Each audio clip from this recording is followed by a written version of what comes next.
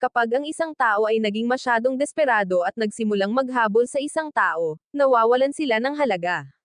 Kaya nang malaman ko na ang babaeng maganda sa paaralan na tumanggi sa akin ng 79 na beses ay umibig sa akin sa unang tingin pa lang, ngunit dahil lang sa gusto niyang masiyahan sa proseso ng pagiging habulin ng lalaking gusto niya. Paulit-ulit niya akong tinanggihan. Matapos malaman ito, nagpa siya akong huwag na siyang bigyan ng pansin at sinabihan ang aking propesor na mag-apply para sa isang foreign study exchange program. Bago umalis, naisip ko na anuman ang dapat gawin ay dapat gawin ng lubusan.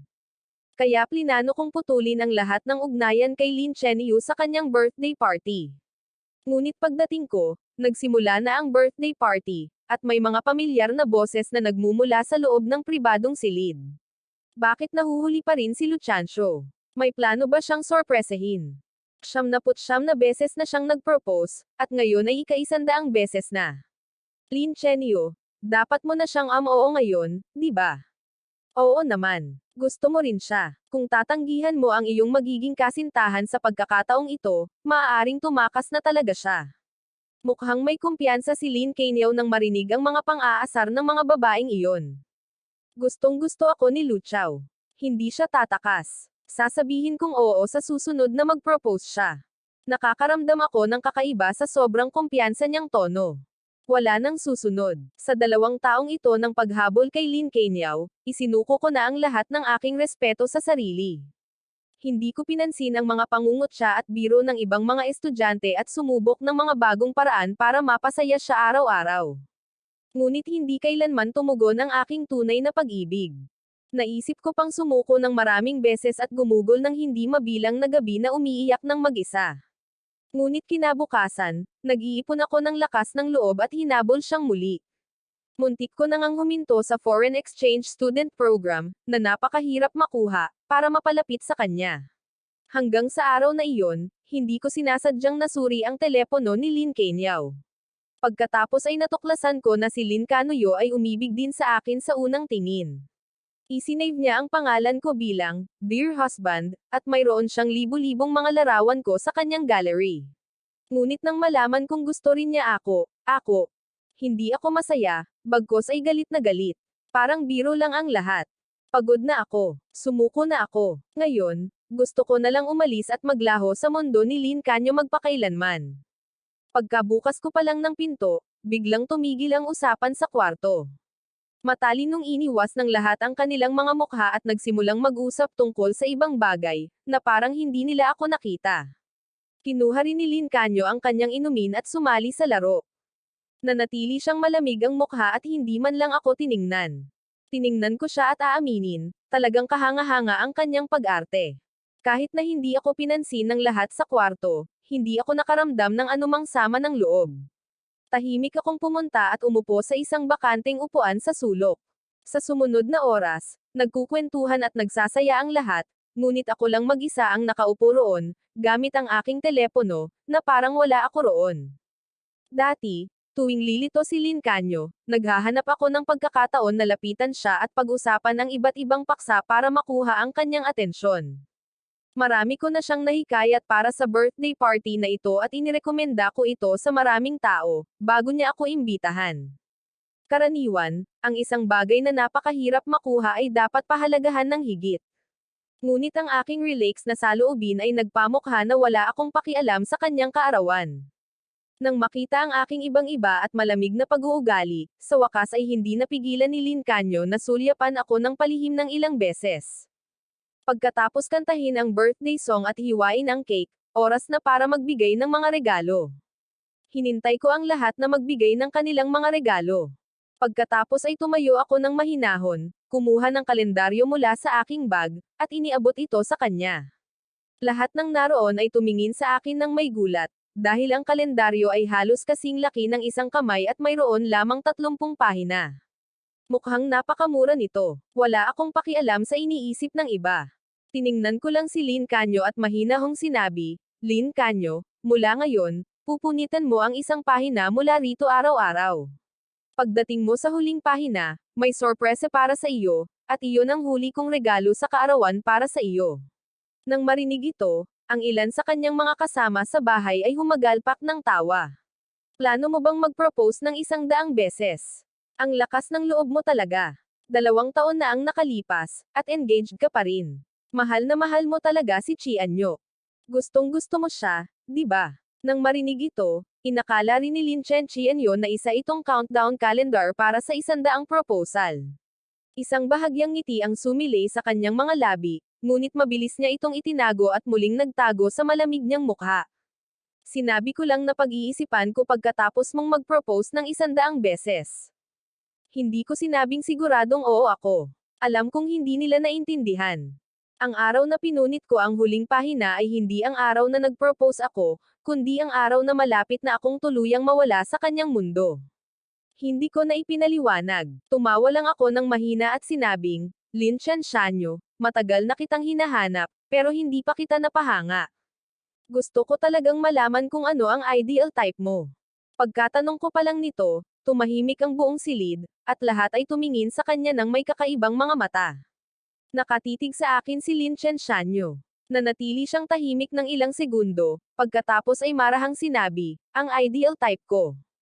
Nagsisimula pa lang siyang magsalita nang biglang bumukas ang nakasarang pinto, na nakakuha ng atensyon ng lahat. Sa harap ng lahat, pumasok si Zhu Yashu, dala ang isang magandang kahon. Isang matamis na ngiti ang sumilay sa mukha ni Lin Chanyo. Maligayang kaarawan, Chanyo. Napadako ang mga mata ni Lin Chanyo kay Xian Shu na may ganitong kahilingan. Marahang kinatok niya ang mesa gamit ang kanyang mga daliri, tinapos ang kanyang hindi natapos na pangungusap. Ang ideal kong tipo ay tiyak na isang gwapong lalaki na may masayahin at malinis na hitsura. Pagkarinig sa mga salitang iyon pagpasok niya, nagliwanag ang mukha ni Zhu Yashu. Mabilis siyang lumapit sa kanya, iniabot ang kanyang maingat na inihandang regalo, at iginiit na buksan ito doon mismo. Nabaling ang atensyon ng lahat, at wala nang nag-usap patungkol sa paksa. Nang makita silang napapaligiran ng mga tao, hindi ako nagpakita ng anumang kalungkutan. Sa halip, dahan-dahan akong bumalik sa aking upuan at umupo. Buong gabi, saan man magpunta si Ling Hanyo, si Zian Shu ay laging nasa tabi niya. Nagtatawanan at nag-uusap sila, naghahati ng inumin, at kumakain ng iisang piraso ng cake. Tahimik kong pinagmasdan ang kanilang pagiging malapit, at maraming lumang alaala ang bumalot sa aking isipan.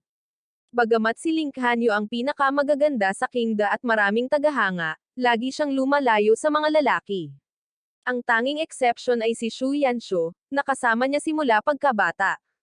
Inaayos niya ang magulo nitong buhok, kasama niya sa mga klase, dinadala ang bag nito, at nakikipagkumpetensya pa sa mga babae mula sa ibang kolehiyo para sa kanya. Ang lahat ng espesyal na pagtrato na ito ay parang mga tinak na tumusok sa aking araw. Ngunit noong araw na nalaman ko ang katotohanan, napagtanto ko na kahit na magkaibigan sina Ling Hanyo at Zian Shu noong bata pa sila, hindi sila ganoon kalapit. Sinusundan ni Zian Shu si Ling Hanyo buong araw, ngunit hindi niya ito pinansin. Pagkatapos ko lang pumasok ay sa kanya sinasadyang magpanggap na malapit kay Juyan Shu sa harap ko. Para lang mainggit ako at hikayatin akong habulin siya. Kaya naman ngayon, nang makita ko si Lin Chanyo sa harap ko, natawa na lang ako. Ibinaba ko ang aking baso, tumayo, at pumunta sa banyo. Nagwisik ako ng tubig sa aking mukha, na nakatulong sa akin na bumalik sa aking ulirat. Kumuha ako ng tissue sa aking bag at pinunasan ang tubig sa aking mukha. Nakatakip ang mukha ko, kaya hindi ko napansin na may biglang tumayo sa tabi ko. Nang marinig ko ang kakaiba at mapang-uyam na boses ni Huwansho, napagtanto kong may mali. Look Henzo, matagal mo nang hinahanap si Sister Chini Anyo. Pero hindi siya pumayag, at ang lakas ng loob mo na walang kahihiyang lapitan siya ngayong kaarawan. Pumunta ka sa party. Ikaw ang hinihiling ko. Ayaw niya sayo. Wala ka bang respeto sa sarili? Isa ka lang talagang mababang uri at desperado na tao. Pagkarinig ko sa mga sinabi niya, wala akong nakitang kahit kaunting galit sa mukha ko. Tiningnan ko lang siya ng blanko at tinanong, tapos ka na ba sa kalokohan mo? Hindi inaasahan ni Juyan Shu ang ganoong reaksyon ko. Kaya sandali siyang nagulat. Hinding-hindi, alam mo ba ang sinasabi ng buong paaralan tungkol sayo? Isang desperadong aso na nag-propose ng 79 na beses. Total, estudyante ka rin naman. Wala ka bang pakialam sa sarili mong dignidad? Kahit sino ay makakaalam na gusto ako ni Sister Kyonyo. Bakit hindi mo idilat ang mga mata mo at tumingin? Kahit ang bastos niyang ugali ay hindi ako naabala. Iniwas ko na lang ang tingin ko, lumingon sa likuran niya, at sinabing, tumingin ka sa likuran mo bago ka pa magreklamo. Sinundan ko ng tingin, gumawa si Juyan Shu ng kakaibang mukha at lumingon, nakatayo sa labas ng pintuan. Tila matagal na siyang nakatayo roon at malamang nakita na niya ang lahat ng nangyari. Habang iniisip ito, biglang natarante si Xuanshu. Agad na bumalik ang kanyang kaawa-awa at inosenteng kilos, at lahat ng kanyang saloobin ay naglaho.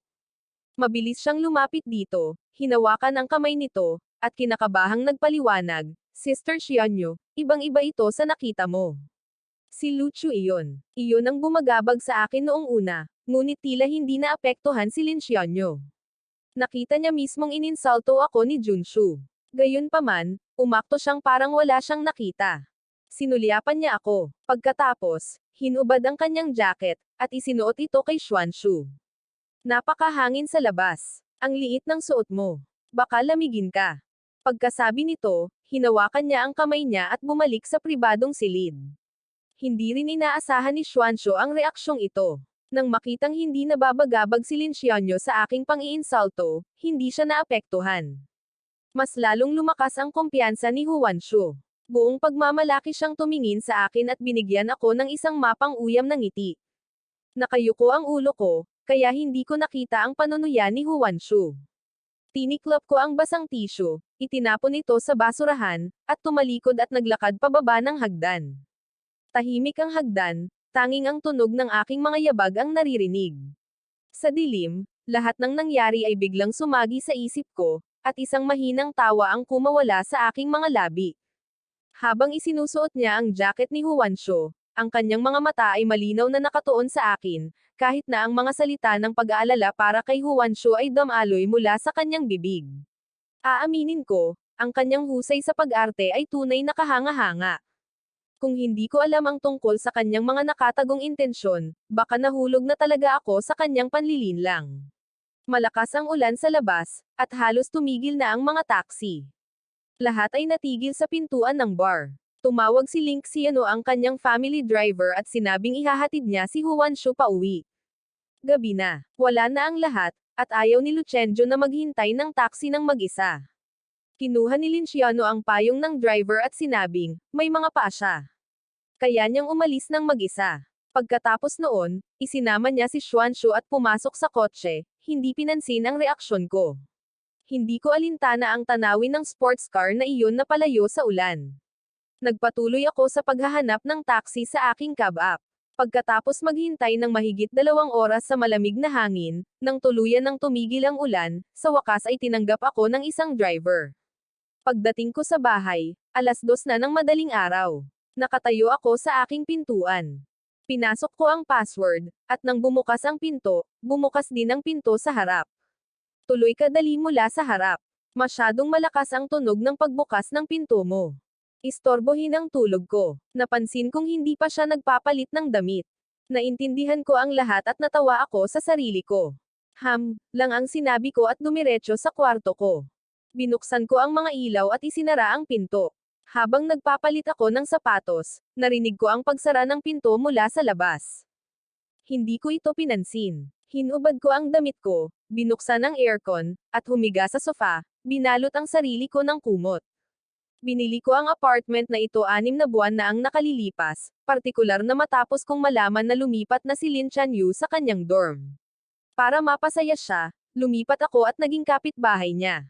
Naghahain ako ng almusal niya sa umaga, nagpapaulam sa gabi, at naghahanap ng mga bagong dahilan para makita siya araw-araw, lahat para lang mapabilib siya. Pero kahit gaano ko siya kamahal, lagi niya akong binabalewala. Pero nang malaman ko ang tungkol sa kanyang sikreto, napagtanto kong lagi niya lang akong pinapabayaan. Tulad ngayong gabi, umuuwi siya ng napakaaga. Hindi pa nga siya nagpapalit ng damit dahil nag-aalala siya sa kaligtasan ko, kaya hindi siya nakatulog. Pero nang makita niya ako, sinasadya na niyang magsalita ng walang kwentang bagay. Sawang-sawa na ako sa pag-arte niya na parang iba ang sinasabi niya sa mukha at iba naman sa puso, at ayoko nang maging bahagi pa nito. Kinuha ko ang telepono ko, nagbukas ng real estate app, at ibinenta ang apartment. Dahil napagdesisyonan ko nang umalis, mas mabuting tapusin na lang ang lahat. Kinabukasan, dumating ang ahente para tingnan ang bahay. Nagising ako, binuksan ang pinto, at ibinigay sa kanya ang lahat ng detalye. Pagkatapos tumingin-tingin, aalis na sana ako sa kanya nang bumukas ang pinto sa harap. Paalis na si Linksy dala ang mga susi ng bagong kotse. Biglang kumunot ang kilay niya nang makita niya ang isang hindi kilalang babae na kasama ko. Sino siya? Pinsan ko siya. Dumating siya para maghatid ng mga groceries. Nagsinungaling ako nang walang pag-aalinlangan. Tiningnan ako ng ahente na nakatayo sa tabi ko nang may pagtataka. Pero napaka-profesional niya, kaya hindi niya naintindihan ang kasinungalingan ko at nagdahilan na lang at umalis. Bumalik ako sa aking kwarto, nagpalit ng damit, at nagplanong pumasok sa paaralan. Ngunit paglingon ko, may nakatayo sa harap ng elevator, nakaharang sa daan. Tumangala ako at nakita kong si Linciano iyon. Medyo nakaramdam ako ng kakaiba. Hindi ba siya aalis ngayon? Bakit hindi pa siya umaalis? Nakita ni Linciano ang pagkalito sa aking mga mata at, medyo nailang, sinabing, ihahatid na kita sa paaralan ngayon. Hindi ko maintindihan kung bakit parang ibang tao ang kanyang kilos ngayon, kaya umiling ako at tumanggi. Ngunit iginiit niya na ihatid ako na parang may sakit. Gumawa siya ng maraming dahilan, mula sa pagiging huli hanggang sa pagiging sagabal. Nang tila magbibigay siya ng dahilan para sa kapaligiran, hindi ko siya makontra. Ayaw ko nang mag-aksaya pa ng oras, kaya pumayag ako. Hindi kami nag-usap kahit isang salita sa buong biyahe. Nagkaroon ng ganap na katahimikan sa loob ng kotse. Sanay na siya sa aking pagdadaldol. Nang makita akong proud na proud, si Linciano ay nakaramdam ng kakaiba at pagkagulat. Tila hindi lang iyon imahinasyon niya. Talagang nagbago ako nitong mga nakaraang araw, at ang pagbabagong ito ay nagpapakaba sa kanya. Pagdating namin sa paaralan, tinanggal ko ang seatbelt ko, nagpasalamat lang, at lumabas. Dali-dali akong pumasok sa gate ng paaralan, at napansin kong lahat ng dumadaan ay nakatitig sa akin ang lahat ng may kakaibang tingin. Ito si Lo Changju. Oo, ang nagte-trend. Nakakahiya. Nang marinig ko ang mga kakaibang bagay na ito, mabilis kong tiningnan ang aking telepono at hinanap ang mga link na ipinadala ng ilan sa aking mga kaibigan. Binuksan ko ang link at nakita kong may nag-post ng buong kwento ko tungkol sa pang-aakit kay Lin Chenyu sa isang pahina ng chismis, at nagte-trend ito. Labis akong nagulat sa headline na iyon, desperado na aso ni Chingda. Ang pinakasikat na post sa ilalim ng headline na iyon ay ang nagdetalye ng aking pang-aakit kay Lin Chenyu. Isinulat ang bawat maliit na detalye. Maging ang nilalaman ng aking mga love letter ay ibinahagi sa publiko. Mula sa malayo, nakita ko ang isang pulutong na nagtipon sa harap ng notice board ng paaralan. Ang mga love letter na isinulat ko ay nakadikit sa board, at ang mga tao ay nagtatawanan at kinukutya sila. Diyos ko, nakakakilabot na malunod sa iyong mga mata. 79 na love letters. Ang mga taong ito na nabighani sa pag-ibig ay nakakatakot. Hindi ba't siya ang numero unong henyo ni Chinga? Paano siya naging ganoon kadesperado? Nang marinig ko ang mga nakakainsultong panunokso na ito, nanlumo ang aking puso. Dumiretso ako sa karamihan at sinimulang punatan ang mga liham isa-isa. Habang pinupunit ko ang huling liham, narinig ko ang matalas at mapait na boses ni Shu Yoshu. Sister Chenyu, maraming beses nang nag-propose sa iyo si Lu Chenju. Gaano ka kamahal ang nararamdaman mo para sa kanya? Malamig pa rin ang boses ni Lin Chenyu gaya ng dati. Isang salita lang ang binigkas niya, 0. Nang makita ang dalawang pangunahing tauhan at ako ay napahiya sa publiko, mas lalong lumakas at hindi mapigilan ang tawanan ng karamihan. Sinadya akong kutsain ng ilang nanunood, Lu Chenju, 79 na beses ka nang nag-propose at wala ka namang nakuhang kapalit. Hindi ba dapat mas magsikap ka pa? Kailan ang susunod mong propose? Manood kaming lahat at bibigyan ka ng ilang tips. Paano yan? Mahigpit kong hinawakan ang mga punit na love letter sa aking mga kamay. Sa sobrang lakas ay namumula ang aking mga buko-buko. May ilang salita na lumabas sa aking mga labi at magsasalita na sana ako, ngunit nang makita ang mga matang nakatitig sa akin mula sa lahat ng panig, pinigilan ko ang aking sarili. Itinaas ko ang mga sulat sa aking mga kamay na parang watawat ng digmaan at malakas na inanunsyo, sige, Ang ika-100 proposal ay gaganapin sa Central Plaza ng paaralan sa 3 ng Disyembre, alas 9 ng umaga. Ang mga estudyante mula sa buong paaralan ay iniimbitahan na saksihan ito kasama ang kanilang mga kaibigan.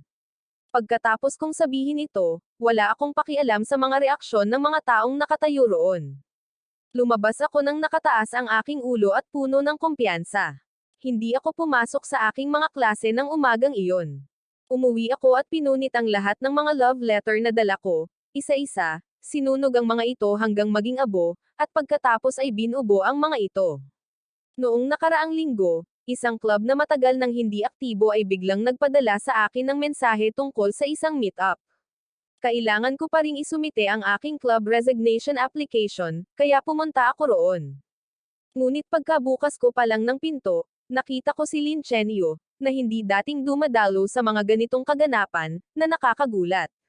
Hindi ko siya pinansin at dumiretso sa isang sulok at umupo. Pagkakita pa lang nila sa akin, nagsimulang gumawa ng dula ang ilan sa mga kaibigan ni Shu Yoshu. Paano pumayag si Chen na pumunta rito? Siyempre, dahil mahilig mag-party si Yoshu. Alam ng lahat na si Yoshu lang ang nakikinig sa kagandahan ng paaralan namin. Wala akong interes sa kanilang mumurahing drama. Kaya kumuha na lang ako ng ilang dalandan at binalatan ang mga ito at kinain. Nang magtipon na ang lahat, inanunsyo ng presidente ang pagsisimula ng laro. Wala akong interes, pero sa pilitang hinayla ako papasok at kinailangan kong laruin ang nakakabagot na larong Truth or Dare na ito, kahit hindi ako interesado. Pagkatapos ng 7 o 8 rounds, sa wakas ay natalo na si Lin Chenyo. Nagsimulang maghiyawan ang lahat sa tuwa. Si Lin, ang school beauty, ay binigyan ng isang hamon, halika ng sinumang taong kabilang sa ibang kasarian sa silid sa loob ng 3 minuto. Bilisan mo, school beauty, sabihin mo sa akin kung sino ang pipiliin mo para tapusin ang hamon na ito. Alam kong hindi niya ako pipiliin. At wala akong pakialam kung sino ang pipiliin niya. Nanatili lang akong nakayuko, nilalaro ang dice sa aking kamay. At gaya ng inaasahan ko, pinili ni Lin Chen si Shu Yanshu, ngunit ipinag-utos niya na patayin ang lahat ng ilaw sa silid. Madilim ang silid, at tanging ang tunog ng paghinga lamang ang maririnig. Pagkalipas ng 3 minuto, bumalik ang mga ilaw. Dumating si Lin Canyo at umupo. Ngunit nakatayo roon si Shu Yanshu, gulat at nababalisa dahil hindi siya hinalikan ni Lin Canyo. Sinulyapan ko lang siya. Pagkatapos ay tinawag ng presidente ang susunod na round. Random kong inihagis ang 3 dice sa aking kamay. Sa kasamaang palad, lahat ng 3 ay nag-roll ng isa, ang pinakamababang score. Walang imak, humugot ako ng baraha mula sa tumpok, at iyon nga ang USA. Parehong-pareho ang parusa. Sa isang iglap, lahat ng tao sa silid ay natuwa, ang kanilang mga mata ay nagpalipat-lipat sa akin, kina Lin Canyo, at Joy Anshu. Nagkunwari akong walang nakita. Ginalaw ko ang game pointer, at lumapag ito sa isang batang babae na nakaupo sa harap ko. Akala ng lahat ay actress ako. Sinabi ko sa batang lalaki, pasensya na, mahihirapan ka. Ang batang lalaki ay lubos na nalito at tatayo na sana nang biglang tumayo si Lin Canyo at sinipa ang kanyang upuan. Walang nakakaintindi sa nangyari, putol niya sa malamig na boses, matagal na tayong naglalaro. Pagod na ako. Oras na para magpahinga, hindi ba? Sumang-ayon ang kanyang mga kasama sa silid, kaya napilitan ang presidente na ipagpaliban ang parusa. Habang nagbabakasyon, sinabi ng ilang mga batang babae na gutom na sila. Agad na ibinaba ng mga kasama sa silid ang mga lalaki para kumuha ng pagkain at inumin, at 20 minuto na silang naglalaro. Dahil hindi pa sila bumabalik, ayaw nang maghintay pa ng presidente, kaya inanunsyo niya ang pagpapatuloy ng laro. Ibinaba ko ang telepono ko at tumingin sa paligid.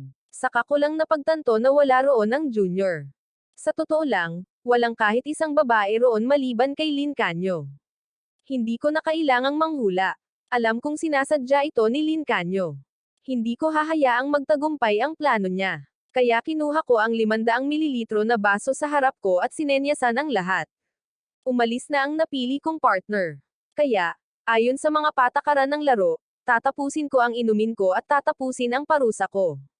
Pagkatapos kong sabihin ito, inubos ko ang buong baso ng isang hininga nang hindi binabago ang ekspresyon ng mukha ko.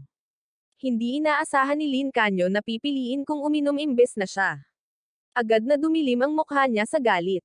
Tiningnan niya ako, namumula na ang mukha niya, at pinisil ang dice sa kamay niya ng napakalakas na nag-ingay. Dahil wala na ang kalahati ng mga tao, hindi na masaya ang laro. Kaya natapos ang party doon.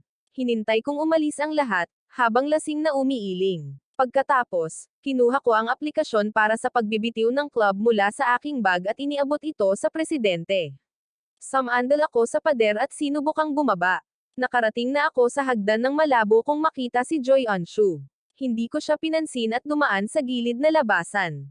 Akmang hahawakan ko na sana ang kamay ko nang mahigpit niyang hawakan. May galit sa mga mata niya. Bakit mo ako tinitignan ng may kakaibang tingin ngayon lang pagkatapos bumukas ang ilaw?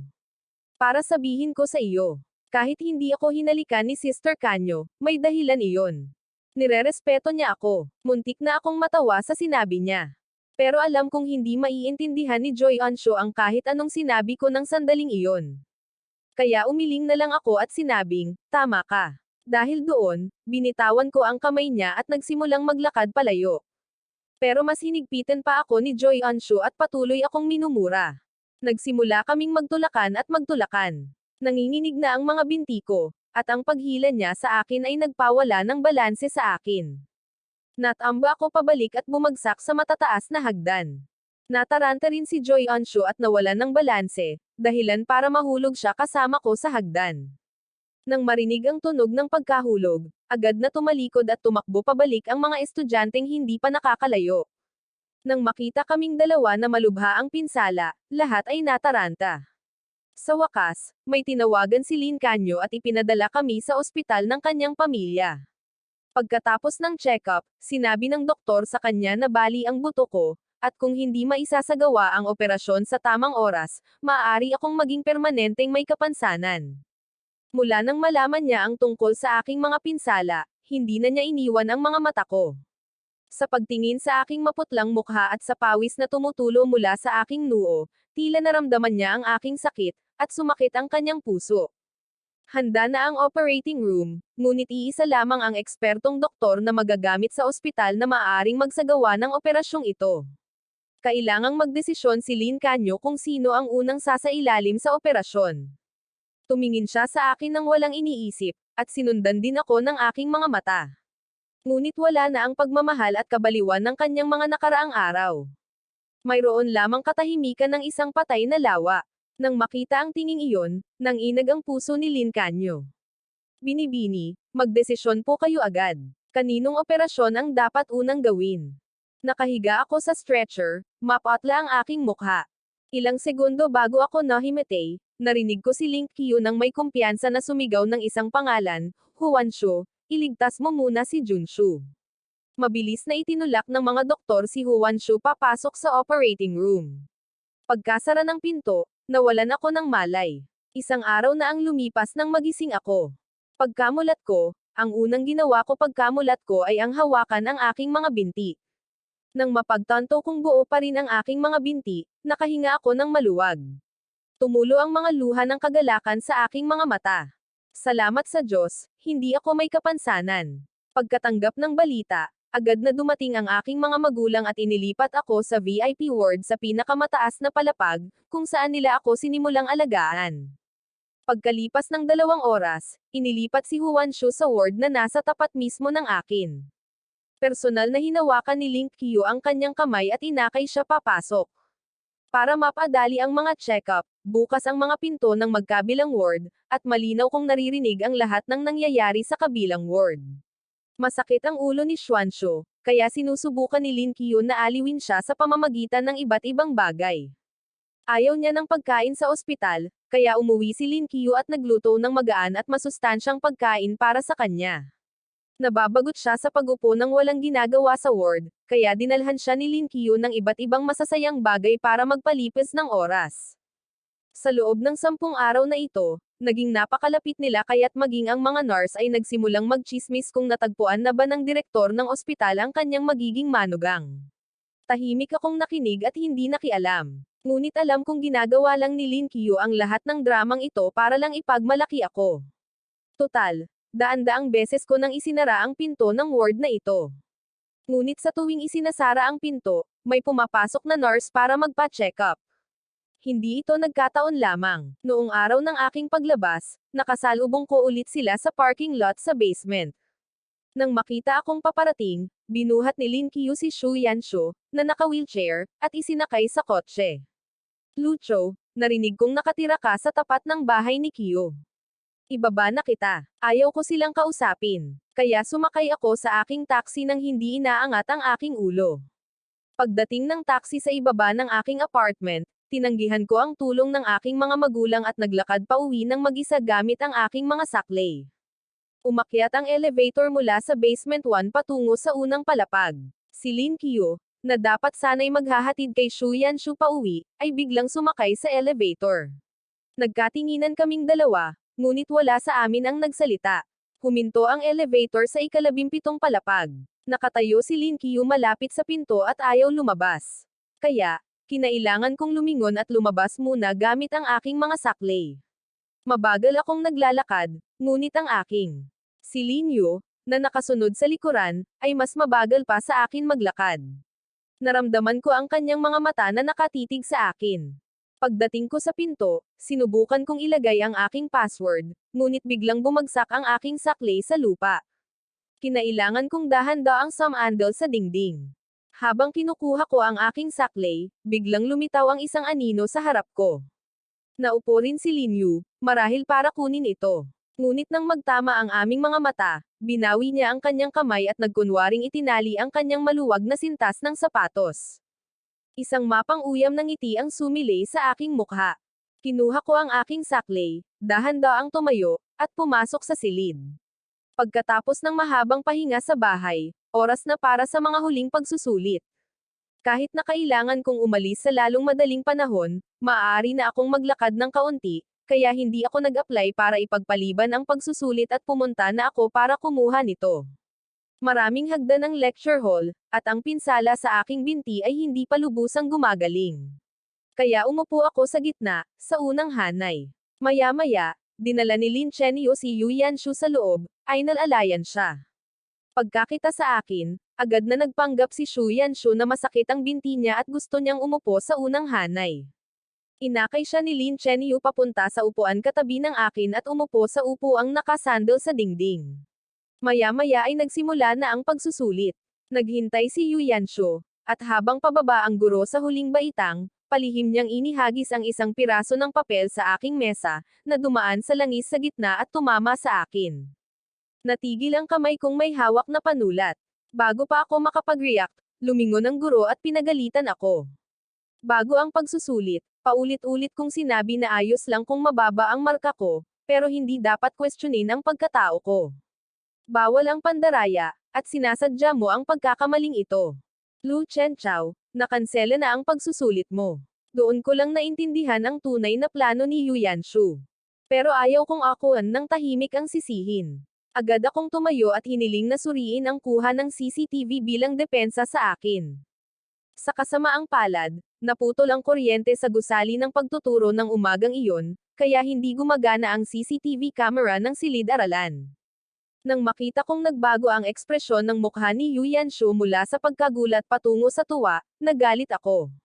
Umupo si Lin Chenyo sa tabi ni Yu Yanshu at nasaksihan mismo ng guro ang lahat.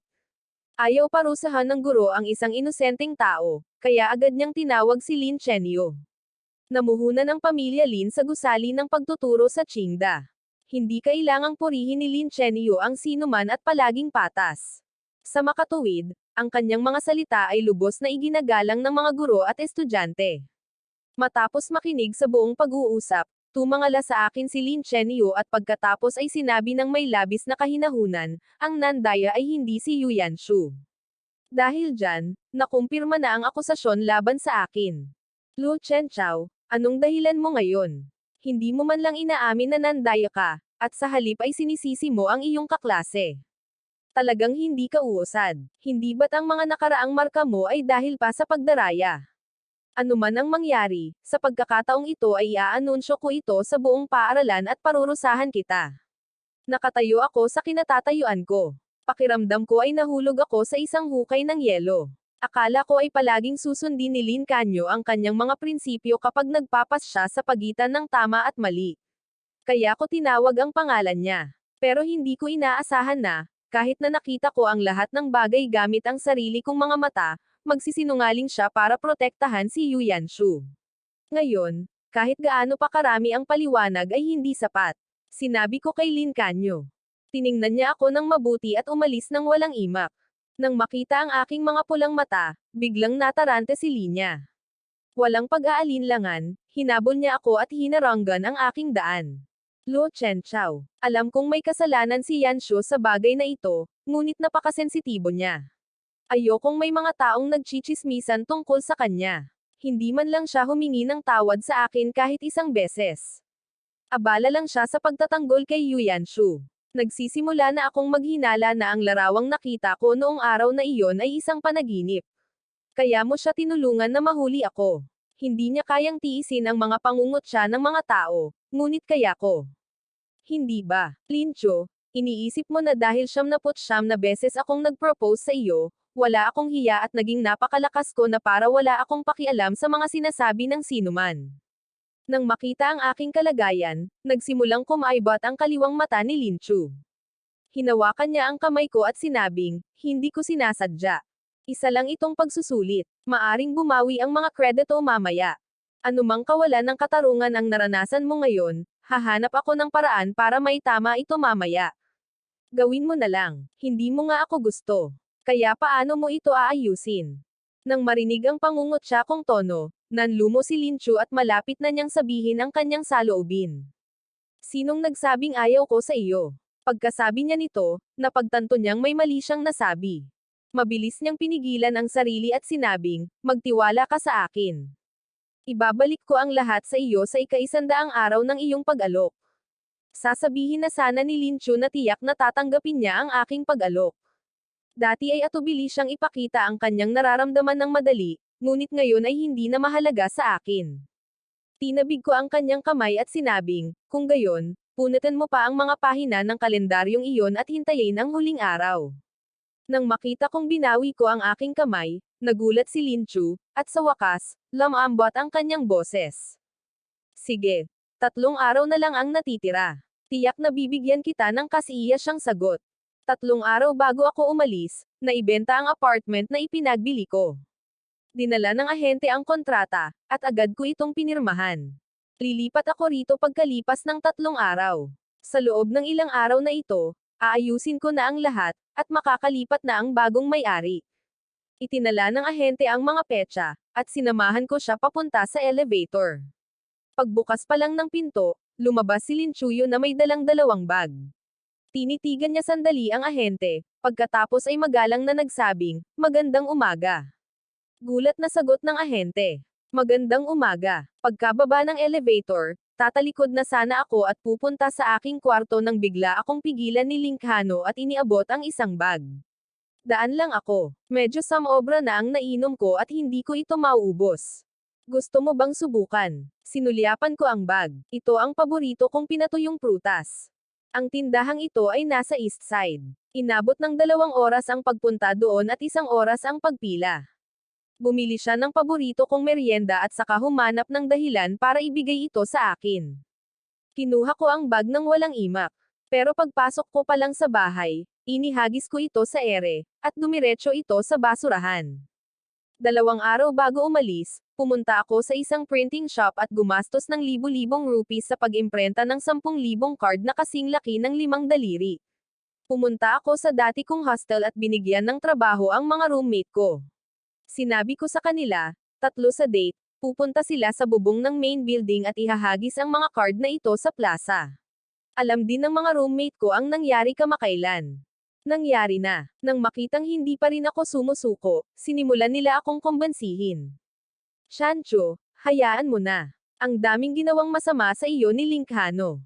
Bakit mo pa pinapahirapan ang sarili mo? Oo, kaibigan, mali talaga ang ginawa niya. Hindi niya deserve ang pagmamahal mo. Kahit naka-move on na ako, naantig ako nang makita kong nagmamalasakit sa akin ang mga kaibigan ko. Sabi ko, huwag kang mag-alala. Alam ko ang ginagawa ko. Itapon mo na lang ang mga card na yan para sa akin.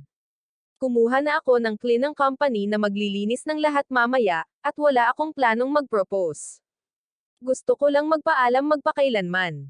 Nagulat silang lahat nang marinig ang iniisip ko. Hindi nila maintindihan ang tumatakbo sa isip ko. Nagpasalamat ako sa kanila at tumalikod at umalis. Nang makita akong paalis, binuksan ng mga kasama ko sa kwarto ang kahon ng card at kumuha ng isang card. Isang linya lang ang nakasulat, hindi na dapat magkagusto ulit si Lukyo kay Lin Shanyo. Isang araw bago ako umalis, pumasok ako sa paaralan at, pagkatapos kong gawin ang lahat ng aking mga formalidad, umuwi at nagsimulang mag-impake. Kalahating taon pa lang ako rito, kaya wala akong masyadong gamit, pero karamihan sa mga gamit ko ay may kaugnayan kay Lin Shanyo. Kumuha ako ng ilang kahon at isinuksok lahat. Ang scarf na inabot ko ng kalahating buwan sa pagniniting, ay binuklat ko at ginawang bola ng sinulid. Ang ceramic vase na ibinigay niya sa kawang gawa at binili ko sa isang subasta ng may matinding paghihirap, ay pinagpira-piraso ko. Ang mga love letter na isinulat ko para sa kanya, lahat ng mga papel na iyon, ang shepherd box, at itinapon ang mga ito sa basurahan. Nang mawala ang lahat ng mga bagay na iyon, natapos na ang buong nakaraan namin ni Lin Shanyo. Sa huli, 2 piraso na lang ng damit ang natitira sa bahay. Ito ang parehong kamiseta at maluwag na itim na maong nasuot niya noong araw na una kaming nagkita. Nagsindi ako ng posporo at sinunog ang mga ito hanggang maging abo. Pagtayo ko, nakita ko si Lin Shanyo na nakatayo sa di kalayuan. Sinabi ko sa kanya na marami akong nagawa. Naglinis lang ako ng ilang hindi kinakailangang basura at lumingon, at nawala ang stress. Kinabukasan, nagising ako sa tunog ng pintuan sa harap. Minulat ko ang aking mga mata at kinuha ang aking telepono para tingnan ang oras. Pagkatapos ay nakita ko ang isang bar ng mga mensahe na walang tigil na pumapasok sa notification bar. Natagalan ako bago ko napagtanto na ang lahat ng mga mensaheng ito ay nagmumula sa isang grupo ng mahigit 20 katao. Isang taon na ang nakalipas, palihim akong sumali sa grupong ito para malaman ang mga gusto ni Lin Shanyo. Nakalimutan kong umalis sa grupo. At hindi nga alam ni Lin Shanyo na ang mga taong kausap ko ng napakaaga ay ang mga kaibigan ni Lin Shanyo sa dorm. Maaga ring nagising si Jenyo. Maaari kayang hindi ka nakatulog buong gabi dahil sa excitement. Tanong ba iyon? Naghahanda na siya simula pa noong 11 kagabi. Tatanggapin mo ba talaga ang proposal ni Luju sa pagkakataong ito?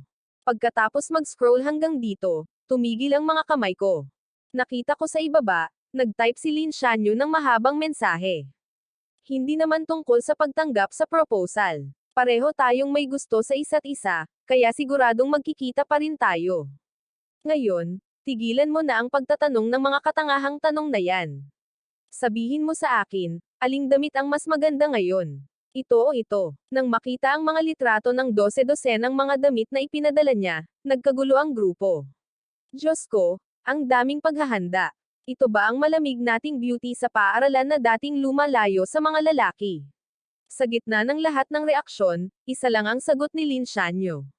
Gustong-gusto ko siya, at wala na akong ibang gusto sa buhay na ito kundi siya lang.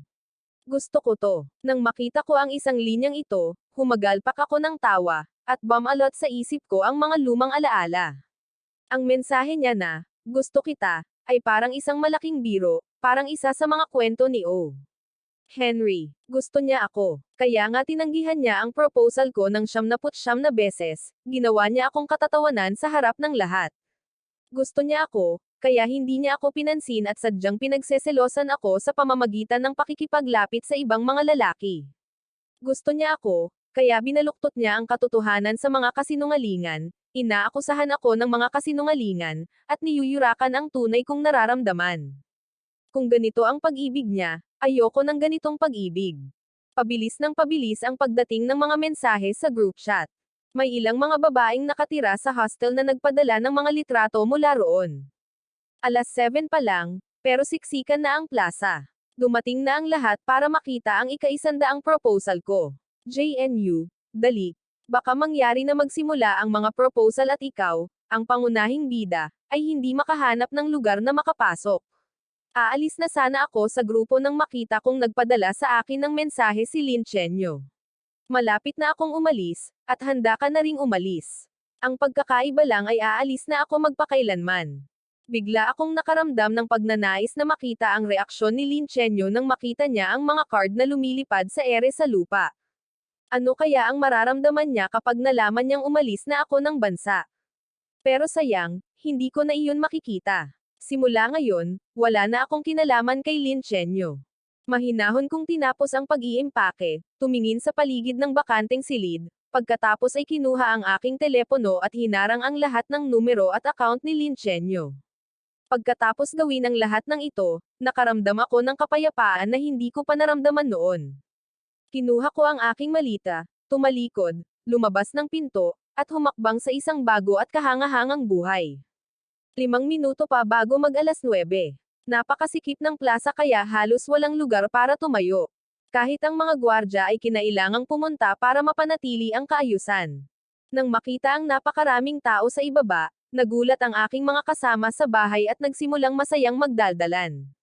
Sa napakaraming tao, nangangahulugan ito na ang anumang mangyayari ay mabilis nakakalat sa buong paaralan.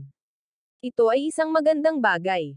Kung hindi, kahit na umalis na si Chano, pinag-uusapan pa rin siya ng mga tao sa kanyang likuran. Nag-uusap pa rin sila pagdating ng oras, 59 minuto pasado alas 8 na. Dumating na siguro si Chano. Bilisan ninyo. Maghanda na ang mga naghahadges ng baraha at ang mga kumukuha ng litrato. Kailangan nating ipakita kay Chano ang tanawing ito bago siya sumakay sa kanyang eroplano. Pagkatapos nilang mag-usap, tumunog ang alarma para sa alas 9. Dalawang batang lalaki ang nakatayo sa kani-kanilang posisyon sa kanan at kaliwang bahagi at hinaypan ang mga tambak na baraha na nakalagay sa bintana. Sa isang iglap, ang mga puting baraha ay nagsimulang lumutang sa hangin at nahulog mula sa kisame ng ika-16 na palapag.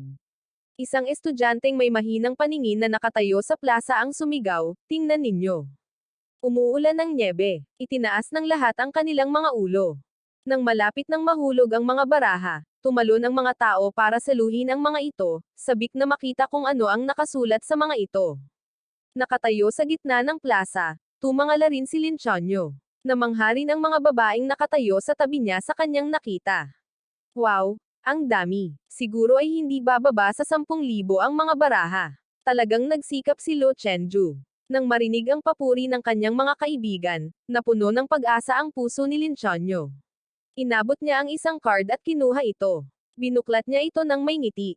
Ngunit habang binabasa niya ang mga nakasulat dito, nawala ang ngiti sa kanyang mukha. Natigilan siya sa kinatatayuan. Lumapit ang mga kaibigan niyang nakatayo sa tabi niya para asarin siya. Pero lumawak ang mga salita sa card, at nauutol niyang sinabi, "Imposible ito. May pagkakamali siguro." Inalo niya ito at pinulot ang iba pang mga nahulog na card at ipinakita ang mga ito kay Lin Chuan. Pero pareho rin ang nakalimbag sa mga bagong card. Hindi na muling magugustuhan ni Lo Chenju si Lin Chuan. Ngayon, lahat ay talagang takot na takot. Mabilis nilang inagaw ang ilang card mula sa mga kamay ng mga nakatayo sa tabi nila. Pero pagkatapos basahin ang mga ito, lalong tumindi ang takot sa kanilang mga puso. Paano ito nangyari? Proposal ba ito? Anong kalokohan ito? May sinasadya bang magkamali? Habang nagdadahilan pa sila, ang iba pang mga tao ay nakakuha rin ng mga card at nagsimulang sumigaw ng malakas, hindi na muling magugustuhan ni Lo Chenju si Lin Chuan. Ah, hindi pala ito proposal, pare. Lahat ay niloko at tinawag dito para lang linawin ito.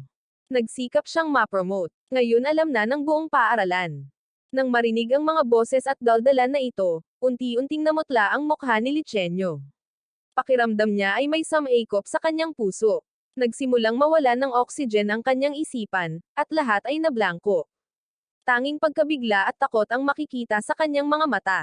Libu-libong tao ang nakatayo sa plaza at nakayuko, naghihintay na makita ang kanyang reaksyon, at gaya ng inaasahan ng lahat, ibinaba niya ang kanyang hawak na mga baraha at mabilis na tumakbo patungo sa pangunahing gusali. Agad na sumunod ang mga nanood. Pagkatapos ibato ang huling bangkos ng mga baraha, naghahanda na ring umalis ang kanyang mga kasama sa bahay. Ngunit pagdating pa lang nila sa pinto, lumitaw si Li Chenyo. Tumakbo siya pataas kasama ang kanyang mga kaibigan, at sa loob ng ilang segundo, isang malaking grupo ng mga nanood ang nagtipon sa likuran nila. Nang makita si Li Chenyo, agad siyang tinutokso ng kanyang mga kasama sa bahay. Ah, ito pala ang ating kagandahan sa paaralan ng Chida, di ba? Hindi ba't sinabi mong hindi karapat-dapat kay Lo Chanho? Kung gayon, bakit ka pumunta para sumali sa nakakabagot na palabas na ito? Nang marinig ang kanilang mga tukso, humigpit ang mga kamay ni Lin Chu. Namula ang kanyang mukha sa galit, at tinanong niya, ikaw ba ang nagtapon ng mga barahan na ito ng mag-isa? Nang marinig ang salitang, iyong sarili, humagalpak ng tawa ang tatlong lalaki. Saan tayo may lakas ng loob? Malaki ang gastos ni Lu Changzhou sa pag-imprenta ng lahat ng ito at dinala ito sa paaralan ng may malaking pagsisikap. Kami lang ang mga manggagawang nagtapos ng kanyang huling seremonya. Nang marinig ito, ang mga estudyanteng nakatayo sa likuran ay nagsimulang magbulungan. Hindi gusto ni Lin Chuyo si Lu Zhao, di ba? Ngayong sumuko na ang lalaki, bakit siya hindi mapakali? Alam mo ba, sa lengguwahe ng mga nobela, tinatawag itong isang babaeng mayabang. Nawasak na ang pagmamalaki at hinahabol na niya ngayon ang kanyang pag-ibig. Sa tingin ko kung pinagsisisihan niya ito ngayon, nararapat lang sa kanya iyon. Ano ang ginagawa niya noong binaliwala niya ito ng 79 na beses noon? Ang mga komento ng mga taong ito ay tumusok sa puso ni Lin Chan na parang matatalim na kutsilyo, winasak ang kanyang matagal ng tiwala sa sarili. Sa loob ng 2 taon na ito, inakala niyang lubos niya itong naiintindihan at madaling makontrol ang kanyang mga iniisip at kilos, at iyon mismo ang nangyari. Ang aking nakaraang 79 na mga panukala ay natapos ng eksakto tulad ng kanyang inaakala. Akala niya ang lahat ay higit sa 100 beses, at magkakaroon ng perpektong masayang wakas sa pagitan namin. Pero nang akala niya'y panalo na siya, binigyan ko siya ng matinding suntok sa harap ng buong mundo. Hindi na niya kayang magpanggap na kalmado at walang inaalala gaya ng dati. Nabunyag ang tunay niyang kulay. Nasaan si Lu Chengzhou? Tiningnan ni Pangulong Xu ang mukha niya. Isang mapaglarong ngiti ang sumilay sa kanyang mga labi, at itinaas niya ang kanyang kamay upang senyales na lumipad ang isang ibon. Tapos na ang proposal, kaya malinaw na lumipad ito palayo. Akala ni Lu Chengzhou ay nagbibiro lang siya. Ngunit nang marinig ang huling 2 salita, biglang bumilis ang tibok ng kanyang puso ng ilang segundo. Ano ang ibig sabihin ng, lumipad palayo? Bigla, isang nakakatakot na bagay ang pumasok sa kanyang isip. Nilagpasan niya ang mga batang lalaki na nakatayo sa harap niya at tumakbo papunta sa rooftop. Walang tao sa rooftop, walang tao roon, at ang hagdan at elevator ay sobrang sikip kaya imposibleng bumaba siya. Hindi ba pumasok si Luke Zhou sa paaralan ngayon? Nang mapagtanto ito, nataranta siya at hindi alam ang gagawin. Sa wakas ay naalis na ng mga security guard ang buong karamihan na nakulong sa pangunahing gusali. Sa tulong ng kanyang mga kaibigan, bumaba si Lin Chan. Nakita niya ang 7 o 8 tagawalis na nag-aalis ng mga baraha sa sahig. Walang pag-aalinlangan, yumuko siya at dinampot ang isang baraha na may bakas ng sapatos. Ngayong nakita niya ang mga salitang iyon, nagbago ang kanyang nararamdaman. Ang kanyang galit at pagkagulat ay napalitan ng walang katapusang takot at takot. Walang mangyayari, Shu. Tiyak na ginawa ito ni Luke Zhou dahil sa galit tungkol sa suspensyon. Bumalik ka at ipaliwanag ang lahat sa kanya. Sabihin mo sa kanya ang lahat ng nasa puso mo. Gustong-gusto ka niya. Tiyak na patatawarin ka niya. Oo, 2 taon ka na niyang niligawan at 79 na beses nang nag-propose sa iyo. Sa pagkakataong ito ay siguradong galit lang siya. Kung susubukan mo siyang hikayatin ng kaunti, papayag siya. Bagamat sinusubukan siyang aliwin ng lahat gamit ang mga positibong salita, sinabi sa kanya ng sixth sense ni Lin Chuan na sa pagkakataong ito ay ibang-iba na ang lahat. Hindi niya mapigilan ang kanyang kaba, at maging ang mga pag-uusap ng kanyang mga kaibigan ay tila maingay. Dahil sa pagkabalisa, dumiretso siya sa apartment. Gusto niya akong hanapin at linawin ang lahat. Alas-alas 10:30 ng gabi, ipinarada niya ang kanyang sasakyan, at nang marating niya ang gate ng samahan, nakita niya ang mga tagalinis ng basurahan. Bigla niyang naalala ang eksena kagabi noong nakaupo ako sa sahig at may sinusunog. Kahit noon, may naramdaman siyang kakaiba, pero hindi niya ako tinanong. Ngayon, gusto niyang makita kung ano ang sinunog ko. Pero pinigilan siya ng gwardya. May inilagay na bagong basurahan doon. Lumipat na ang truck ng paglilinis. Kaya, napilitan si Lin Chuan na umakyat sa itaas, hawak ang card. Nang bumukas ang pinto ng elevator, nakulong siya sa loob dahil sa ilang malalaking kahon ng bagahe. Napansin ng isang batang lalaki na nakatayo malapit sa kanya na hindi siya makalabas. Mabilis siyang humingi ng tawad at sinimulang alisin ang mga bagahe. Nahulaan ni Lin Chua na malamang ay isang bagong kapitbahay na lumipat sa katabing apartment. Ngunit nang marating niya ang kanyang pinto, napansin niyang kalahating bukas ang pinto sa harap. Itinaas niya ang kanyang kamay at kumatok. Nagkaroon ng ganap na katahimikan sa loob. Ang kakaibang katahimikang ito ay nagpakunot ng noo ni Lin Chua.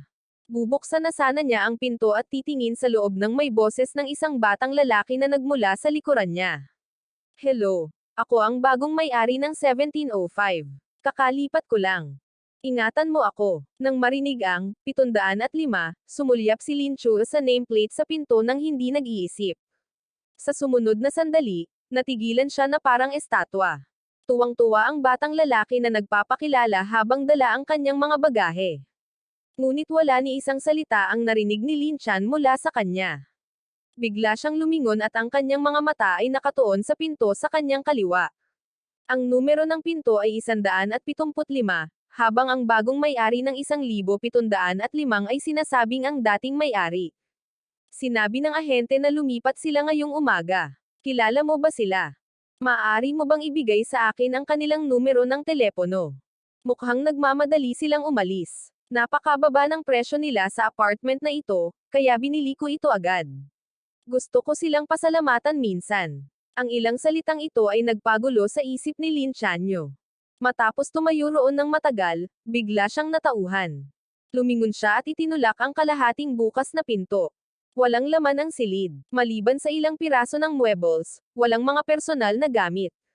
Ang silid ay kasing linas ng isang bagong bahay. Hindi pinansin ng bata ang maputlang mukha ni Lin Chanyo at nakangiti pa rin, ipinapakita ang kanyang mga ngipin. Malinis, hindi ba? Ipinaliwanag ng ahente na ang kapatid ay naglinis ng 3 araw dahil mahirap dalhin ang lahat, kaya marami pa siyang itinapon na mga bagay. Walang maalala si Lin Chan kung paano siya nakauwi. Nang magkamalay siya, natagpuan niya ang kanyang sarili na nakahiga sa lupa malapit sa pinto. Manhid ang kanyang mga binti, at basang-basa siya ng pawis, parang kakabunot lang sa tubig. Kinuha niya ang kanyang telepono, binuksan ang kanyang profile sa WeChat, at nanginginig ang mga kamay ay nag-type ng ilang salita, bakit ka lumipat dito? Pagkapindot niya ng send button, isang pulang marka ang lumitaw sa screen. Nanatili ang kanyang mga mata ng ilang segundo, nakatitig sa pulang marka. Hindi pa rin kumbinsido, nagpadala pa siya ng ilang mensahe. Ngunit sa bawat pagkakataon, parehong babala ng pagkabigo ang lumalabas. Nang tingnan niya ang screen ng telepono, pakiramdam niya ay may sumakal sa kanya, at huminto ang kanyang paghinga. Nang malapit na siyang huminto, tumunog ang telepono. Inalis niya ang kanyang kamay at kinuha ang telepono. Pagkatapos ay narinig niya ang natatarantang boses ng kanyang roommate. Pumunta na sa Italy ang CNU. Nakita ko lang ang pangalan niya sa exchange student list sa notice board. Parang kidlat ang tumama sa puso ni Lin Chua, na nagpakawala ng bagyo. Sinubukan niyang tumayo sa pamamagitan ng pagkapit sa cabinet, ngunit hindi siya kayang suportahan ng kanyang manhid na mga binti. Natamba siya ng patiwarik sa lupa, malakas na tumama ang kanyang noo sa dingding. Isang malalim na hiwa ang nabuo, at ang dugo ay nagsimulang umagos ng sagana. Isang telepono sa malapit ang tumawag sa takot, anong problema mo? Papunta na kami. Walang oras si Lin Chua para maproseso ito. Itinaas niya ang kanyang kamay at idiniin ito sa kanyang sugat. Parang kinakagat ng mga langgam ang utak niya. Hindi niya matiis ang sakit ng nerbiyos. Napabalikwas siya na parang bola, at isang masakit na ungol ang kumawala sa kanyang lalamunan.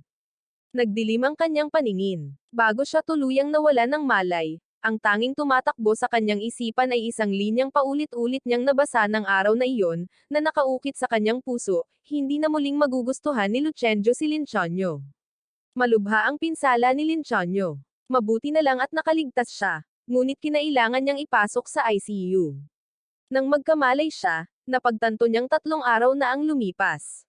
Ang kanyang mga kaibigan ay nakatayo sa tabi ng kanyang kama, bumantong hininga sa ginhawa, at pagkatapos ay sinimulang ikwento sa kanya ang nangyari habang siya ay walang malay. Ayon sa balitang natanggap nila, dumating si Luchenjo sa Italia 3 araw bago nito, ngunit hindi pa natatapos ang mga formalidad sa pagpasok. Nabalitaan niya na matapos ilabas ang listahan sa publiko, may nagreklamo sa paaralan na nandayo siya sa isang pagsusulit ilang panahon na ang nakalipas. Sa makatuwid, dapat kanselahin ang kanyang exchange program. Kung kanselahin ang kanyang programa, tiyak na kailangan niyang bumalik. Shanyo, huwag kang mag-alala. Hindi siya maaaring tumakas. Kumabog ng malakas ang puso ni Lin Chienyo, at nanlaki ang kanyang mga mata. Hindi pa siya nakakabawi mula sa nakakagulat na balitang ito nang may kumatok sa pinto. Tumakbo ang isang kasama sa kwarto para buksan ito, at ang tatlo naman ay gulat na napatingin. Nakita nilang pumasok ang sikat na si Profesor Zhang, galit na galit. Sinulyapan niya si Lin Chanyo, na nakahiga sa kama. Ang kanyang hindi masabi at nakakatakot na aura ay walang sino man ang makatingin sa kanya ng diretsyo. Ikaw si Lin Chanyo, di ba? Narinig kong tungstigo ka sa kaso ng pandaraya na kinasasangkutan nina Chaoju at Huyashu. Gusto kitang makausap. Nang marinig ito, hindi nang ahas na manatili ang mga kasama sa kwarto at agad na lumabas ng ward. Bahagyang itinaas ni Lin Chanyo ang kanyang ulo, pinanood ang dahan-daang pagsara ng pinto. Oo, tungstigo ako. Nang marinig ito, namula ang mukha ni Profesor Zhang sa galit, at nagtaas siya ng boses. Sinabi sa akin ni Chanju na nagbigay ka ng maling testimonya. Paano ka nang ahas na magsinungaling sa isang malaking bagay? Alam mo ba kung paano ito makakaapekto sa kanyang kinabukasan? Kung may dumating na opisyal na abiso, at pagkatapos ay idagdag pa ang kontrobersyang ginawa mo sa internet, masisira ang buong buhay niya dahil sa iyo.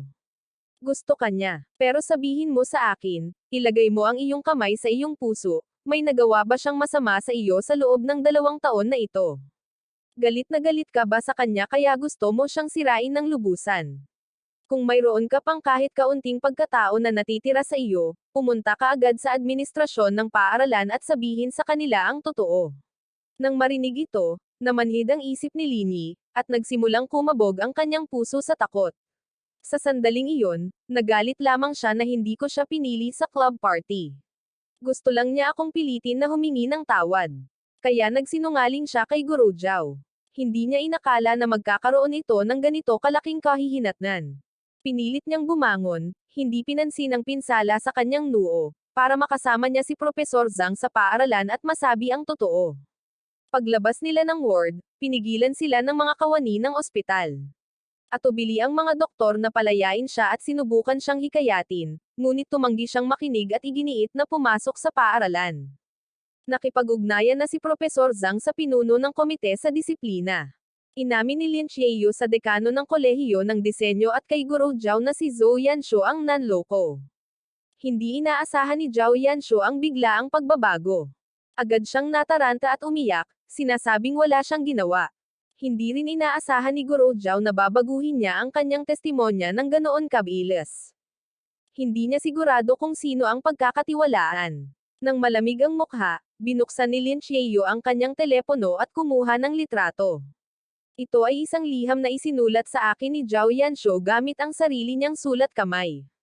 Dadalhin ng mga miyembro ng aking pamilya ang orihinal na dokumento sa lalong madaling panahon. Maaari mong itugma ang sulat kamay sa liham na ito sa cheat sheet na iyon. Nang marinig ito, napaluha si Zhao Yanshu. Chiyo, ako si Yanshu. Nakalimutan mo na ba na sabay tayong lumaki? Tapos na ang bagay na ito. Bakit ka nagsisinungaling? Nakita ni Lin Xiao na kahit may matibay na ebidensya, sinusubukan pa rin niyang itanggi ito. Isang matinding puot ang sumilay sa kanyang mga mata. Hindi kita nagustuhan. Nag-aartista lang ako dati. Ngayon na ayaw ko ng umaarte, malinaw na hindi kita ililigtas. Kung ginawa mo ito, dapat mong panagutan ang iyong mga aksyon. Pagkasabi niya nito, dinala ng mga miyembro ng pamilya Lin ang orihinal na liham. Nang mapagtugma ang bawat liham, naging malinaw na kay Zhao Yanshu ang sulat kamay sa cheat sheet. Agad na nagpatawag ng pulong ang komite sa disiplina at nagpasyang ipahayag ang katotohanan sa buong paaralan, dahil ang insidenteng ito ay nagkaroon ng mapaminsalang epekto.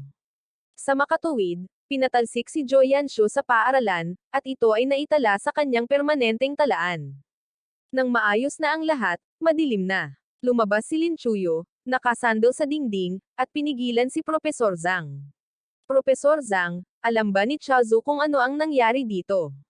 Kahit na tuluyan ng nalutas ang usapin, hindi pa rin humuhupa ang galit ni Propesor Zhang at galit pa rin siya rito. Muntik na siyang mapatalsik, kaya paano niya hindi malalaman? Talaga bang sumakit ang utak mo? Mas lalong lumala ang nararamdaman ni Lin Chuyo matapos siyang pag-alitan ng ganito. Pero may gusto pa rin siyang itanong. Ngayong maayos na ang lahat, babalik pa ba siya? Ang exchange program na ito ang nag-iisa sa buong Diz College, at nakamit ito ni Chanju sa pamamagitan ng kanyang pagsusumikap. Tatapusin niya ang kanyang pag-aaral sa Italia sa loob ng 3 taon, at magiging napakaganda ng kanyang kinabukasan pagkatapos niyang bumalik. Bakit pa siya babalik? At saka, may mga taong katulad mo sa Quinda. Kung hindi siya babalik, kahit papaano ay hindi na siya magdurusa. Kung alam ko lang na bulag siya sa isang babaeng katulad mo, sasabihin ko sana sa kanya noon na dapat siyang maging bukas sa pagpili ng kapareha. Nang makatanggap ako ng tawag mula kay Propesor Zhang na maayos ang lahat, nagbibilad ako sa dalampasigan. Hindi ko alam kung paano nasabi sa akin ng propesor ang totoo. Pero buong puso ko siyang pinasalamatan. Binigyan pa ako ni Propesor Zhang ng ilang payo at pagkatapos ay umalis na para sa kanyang pagpupulong. Naupo ako sa tabi niya. Ininom ko ang juice na inimbak ko at nagpahinga sa aking beach chair. Dumating ako sa Italy 3 araw bago nito, at ang plano ko ay dumiretso sa pagkumpleto ng mga formalidad sa pagpasok. Ngunit tinawagan ng administrasyon ng paaralan ang China para sa verification at biglang sinabi sa akin na may problema sa aking pagpasok at hindi matutuloy ang proseso. Tinanong ko ang aking roommate. Pagkatapos ay nalaman kong may palihim na nagreklamo tungkol sa akin. Kaya nakipag-ugnayan ako kay Professor Zhang, sinabi sa kanya ang lahat, at humingi ng tulong sa kanya. Bagamat napakagalang na tao ni Professor Zhang para kay Qingda, alam kong napakahirap lutasin ang sitwasyong ito, at handa akong harapin ang anumang bagyo. Sa totoo lang, tumaas ng malaki ang aking stress tolerance simula nang makilala ko si Link Hano. Ngayon, kahit na nahaharap ako sa isang malaking problema tulad ng pagpapatalsik sa akin, lubos akong kalmado. Nagbook pa ako ng flight ng magdamag at pumunta sa beach para magbakasyon. Ngayong maayos na ang lahat, lubos akong nakarelax at iniisip kung kailan ako makakabalik at matatapos ang natitirang gawain sa pagpasok. Naghahanap ako ng flight nang may dumating na notification sa group chat ng hostel. Kada rating lang ni Jojo sa Lynch, ang hostel, at hinihingi ang iyong contact number. Sabi niya kailangan niyang humingi ng tawad. Pero hindi kami magpapaloko. Huwag kayong mag-alala. Hindi man lang namin siya binigyan ng numero ng telepono. Wala kayong ideya kung gaano siya kaina at kasuka.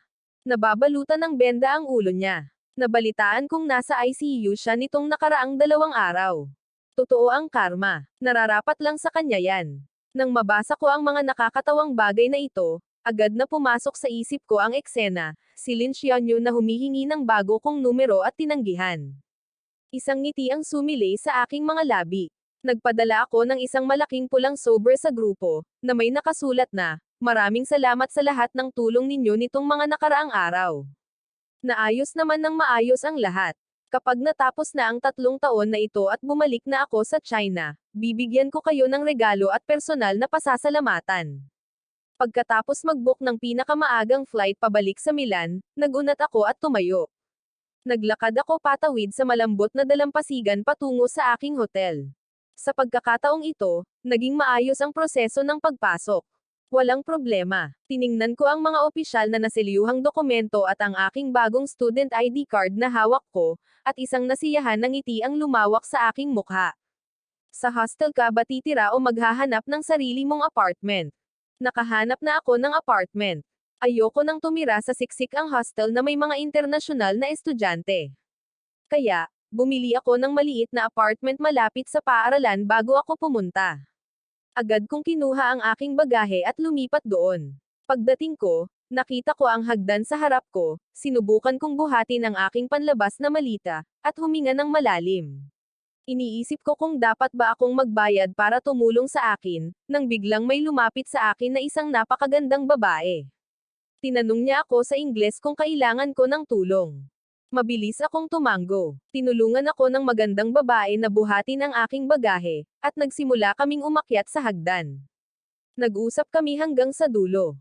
Pagdating namin sa pinto ng apartment, nakapagpakilala na kami. Bahagya akong yumuko at nagpasalamat.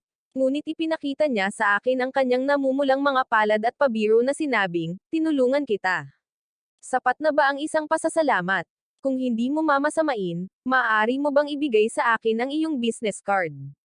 Narinig ko ito, sandali akong natigilan.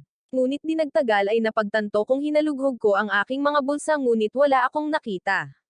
Dahil sa labis na pagsisisi, sinabi ko, pasensya na, wala akong card. Pagkatapos ay inilabas niya ang isang panulat mula sa kung saan at inabot ang kanyang kamay sa akin. Pakisulat po sana ang numero ng telepono mo sa kamay ko. Nag-atubili ako ng ilang segundo, pero kinuha ko ang panulat at isinulat ang numero ko sa kamay niya. Pagkatapos kong lumipat sa bago kong apartment, naging abala ako ng ilang araw at sa wakas ay naayos ko na ng maayos ang bahay. Nang gabing iyon, nakatanggap ako ng mensahe na umalis na ang lahat ng mga internasyonal na estudyante sa batch na ito. Nag-report na ang mga exchange students, at magkakaroon ng welcome ceremony sa auditorium bukas. Itinala ko ang oras at umalis ng bahay ng maaga kinabukasan. Sa mga araw na ito, naglilibot ako sa paaralan tuwing may libreng oras ako. Pero napakalaki ng paaralan, at pare-pareho ang itsura ng lahat ng gusali. Kaya naligaw ako ng landas. Malapit na ang oras, at magtatanong na sana ako ng direksyon nang biglang tumunog ang telepono ko. Hindi ko kilalang numero iyon. Pagkatapos ng ilang segundong pag-iisip, kinuha ko ang telepono. May narinig akong pamilyar na boses, pero hindi ko matandaan kung kanino iyon. Naguguluhan pa rin ako nang biglang may humawak sa balikat ko mula sa likuran. Lumingon ako at nakita kong si Sylvia iyon, ang magandang babaeng tumulong sa akin ilang araw na ang nakalipas. Nakangiti siya at bumabati sa akin, ang telepono niya ay nasa tainga pa rin. Saka ko napagtanto na numero niya iyon. May gulat na ekspresyon sa mukha ko. Pareho kaming napahagalpak ng tawa. Saan ka naligaw? Sinabi ko sa kanya ang totoo, sinasabing naligaw ako. Nang marinig ang pangalan ng auditorium, agad niyang sinabi na kailangan din niyang pumunta doon at maipakita niya sa akin ang daan. Pupunta rin ako roon, sabi niya. Halika, ihahatid kita. Hindi ko siya pinagdudahan. Pareho kaming naglakad-lakad sa malalabirintong campus ng kolehiyo, nagtatawanan at nagkukwentuhan. Pagkalipas ng mga 10 minuto, itinuro ni Sylvia ang gusali sa harap namin at sinabing, nandito na tayo. Kinuha ko ang telepono ko at tiningnan, at eksaktong kamukha ito ng larawang ipinadala ng alumnos. Mabilis akong kumaway at nagpasalamat kay Sylvia. Ang seremonya ng pagsalubong ay tumagal ng 2 oras. Paglabas ko ng auditorium, nagsimulang sumakit ang likod ko. Iniisip ko kung saan ako kakain ng tanghalian nang biglang may sumulpat sa harap ko. Ngumiti si Sylvia, bumati, at nagtanong tungkol sa mga plano kong mag-lunch. Nag-aalala na rin ako tungkol dito. Naunawaan niya ang sitwasyon ko at iminungkahi niya ang isang restaurant, at inimbitahan akong sumama sa kanya. Pumayag ako at umalis na kasama niya sa paaralan. Pagdating namin sa pasukan ng restaurant, nakita kong isa itong Chinese restaurant. May kaunting gulat na sumilay sa aking mga mata. Gusto mo bang subukan ko ang pagkaing Chino? Magugustuhan mo ba? Balita ko hindi ninyo laging gusto ang pagkain dito. Gusto kong maging masarap ang aming tanghalian, at gusto ko ring subukan ang pagkaing Chino. Kaya ko pinili ang restaurant na ito. Hindi ko inaasahan na magiging ganito siya kalaga, kaya ayaw ko siyang tanggihan. Well, magiging perpekto ang restaurant na ito, sabi niya. Ako rin ang host dito, kaya ako ang mag-aalok nito. Sana ay maging kahanga-hanga ang unang karanasan mo sa pagkaing Chino. Pumasok kami sa restaurant, nagkwentuhan, at naghanap ng mauupuan. Ang aming tanghalian ay isang kasiyahan, salamat sa masayahin at palakaibigang kalikasan ni Sylvia. Pinag-usapan namin ang mga pagkakaiba ng kultura sa pagitan ng silangan at kanluran at pinag-usapan ang mga masasayang bagay na nangyari sa paaralan. Mabilis kaming naging matalik na magkaibigan. Pagkatapos ng tanghalian, inihatid ako ni Sylvia sa aking apartment. Pag-alis niya, malungkot ang kanyang mukha.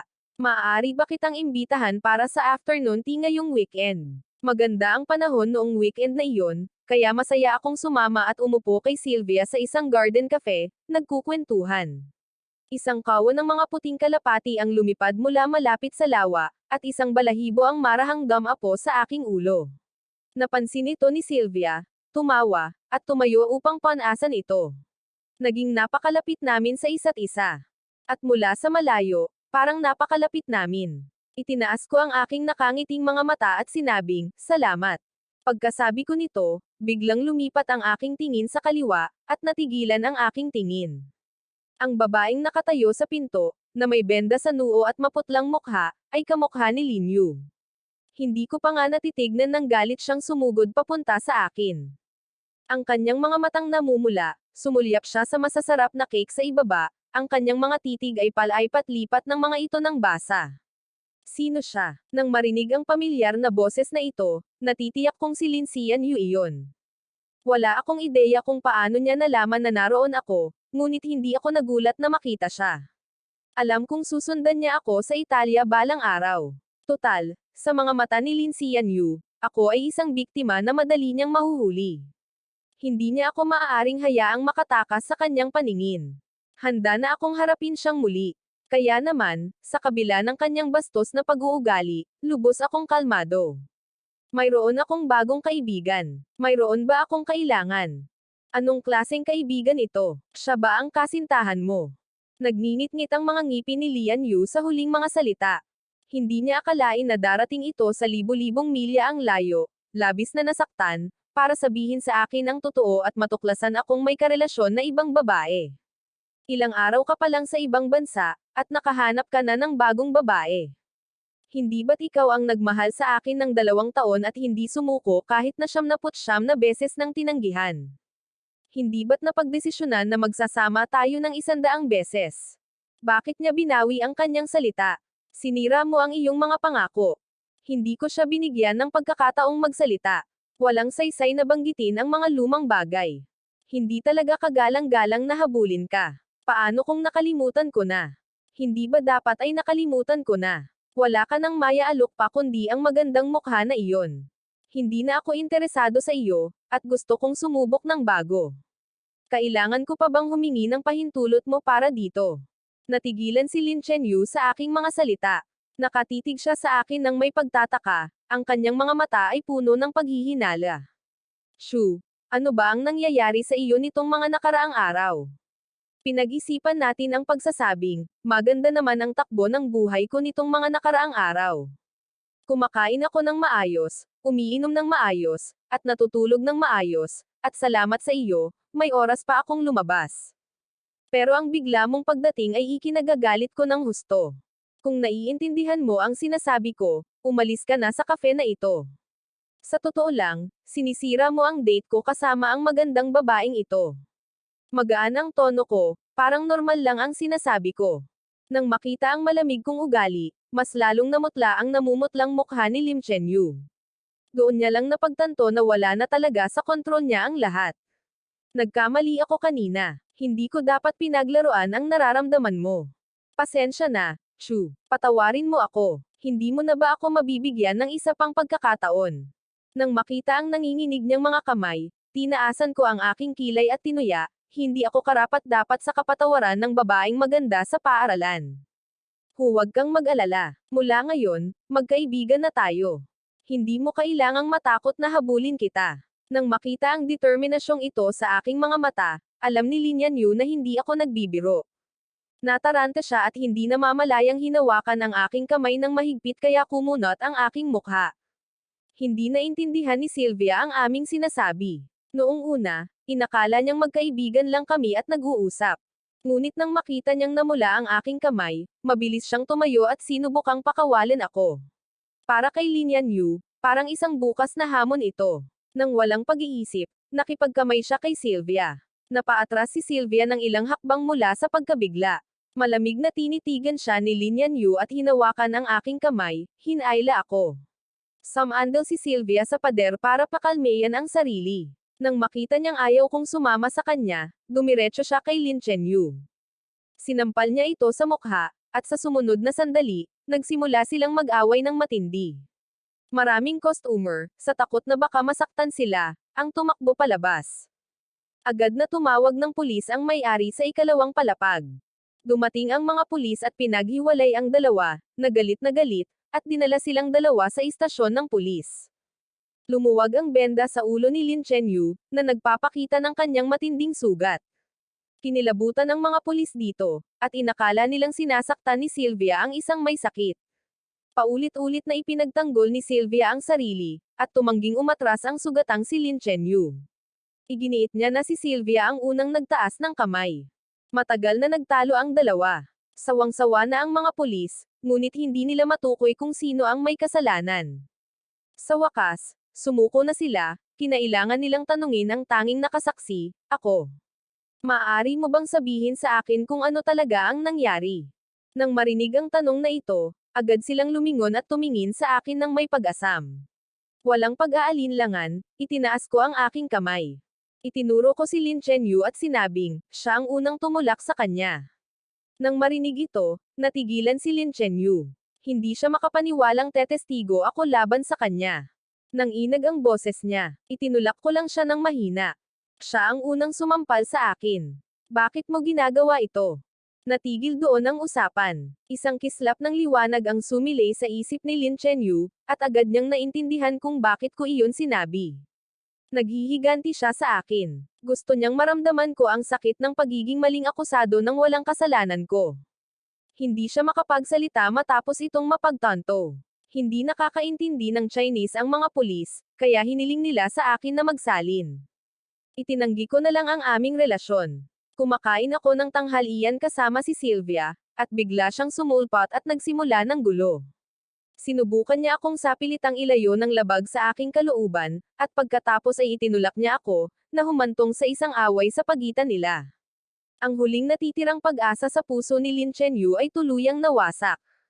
Binuka niya ang kanyang bibig at nagtanong sa walang buhay at basag na boses, hindi mo na ba ako kakampihan muli? Tiningnan ko siya sa gilid at sinabing may malamig na ngiti, ako ay isang taong tapat. Palagi akong maninindigan sa katotohanan. Hindi pa rin sumuko si Lin Chenyu at nagtanong pa. Kung siya ang nagtulak sa akin ngayon, sasabihin mo pa rin ba ang totoo? Tanong pa ba yan? Wala akong kinalaman sa'yo. Ganoon ba tayo kalapit? Bata pa si Sylvia at napakasensitibo. Siyempre, paninindigan ko ang kaibigan ko. Pagkatapos kong sabihin ito, wala akong pakialam kung ano ang reaksyon niya. Tumalikod ako at umalis. Dahil sa aking testimonya at sa kuha ng CCTV na agad na iniutos, agad na nabunyag ang katotohanan. Sa kabila ng pagiging dayuhan, si Lin Yanyu ay nakulong dahil sa pagdudulot ng kaguluhan. Hinintay kong lumabas si Sylvia at nagpasalamat at humingi ng tawad. Iwinagayway niya ang kanyang kamay at sinabing wala siyang pakialam sa mga maliliit na pinsalang ito. Sa halip, sinabi niyang nasira ang date ngayon, kaya gusto niyang magkita ulit sa susunod na linggo. Nag-isip akong mabuti. Bagamat talagang maganda si Sylvia, lahat ng nangyari ngayon ay nagparamdam sa akin na hindi pa siya sapat na matured. Alam kong hindi susuko si Lin Kia ng ganoon kadali, at ayaw kong madamay si Sylvia dito o mapunta ulit sa istasyon ng pulis. Naiintindihan ko na may nararamdaman si Sylvia para sa akin. Ngunit ngayon hindi ako gumagawa ng mga desisyon batay sa emosyon. Kaya, magalang akong tumanggi.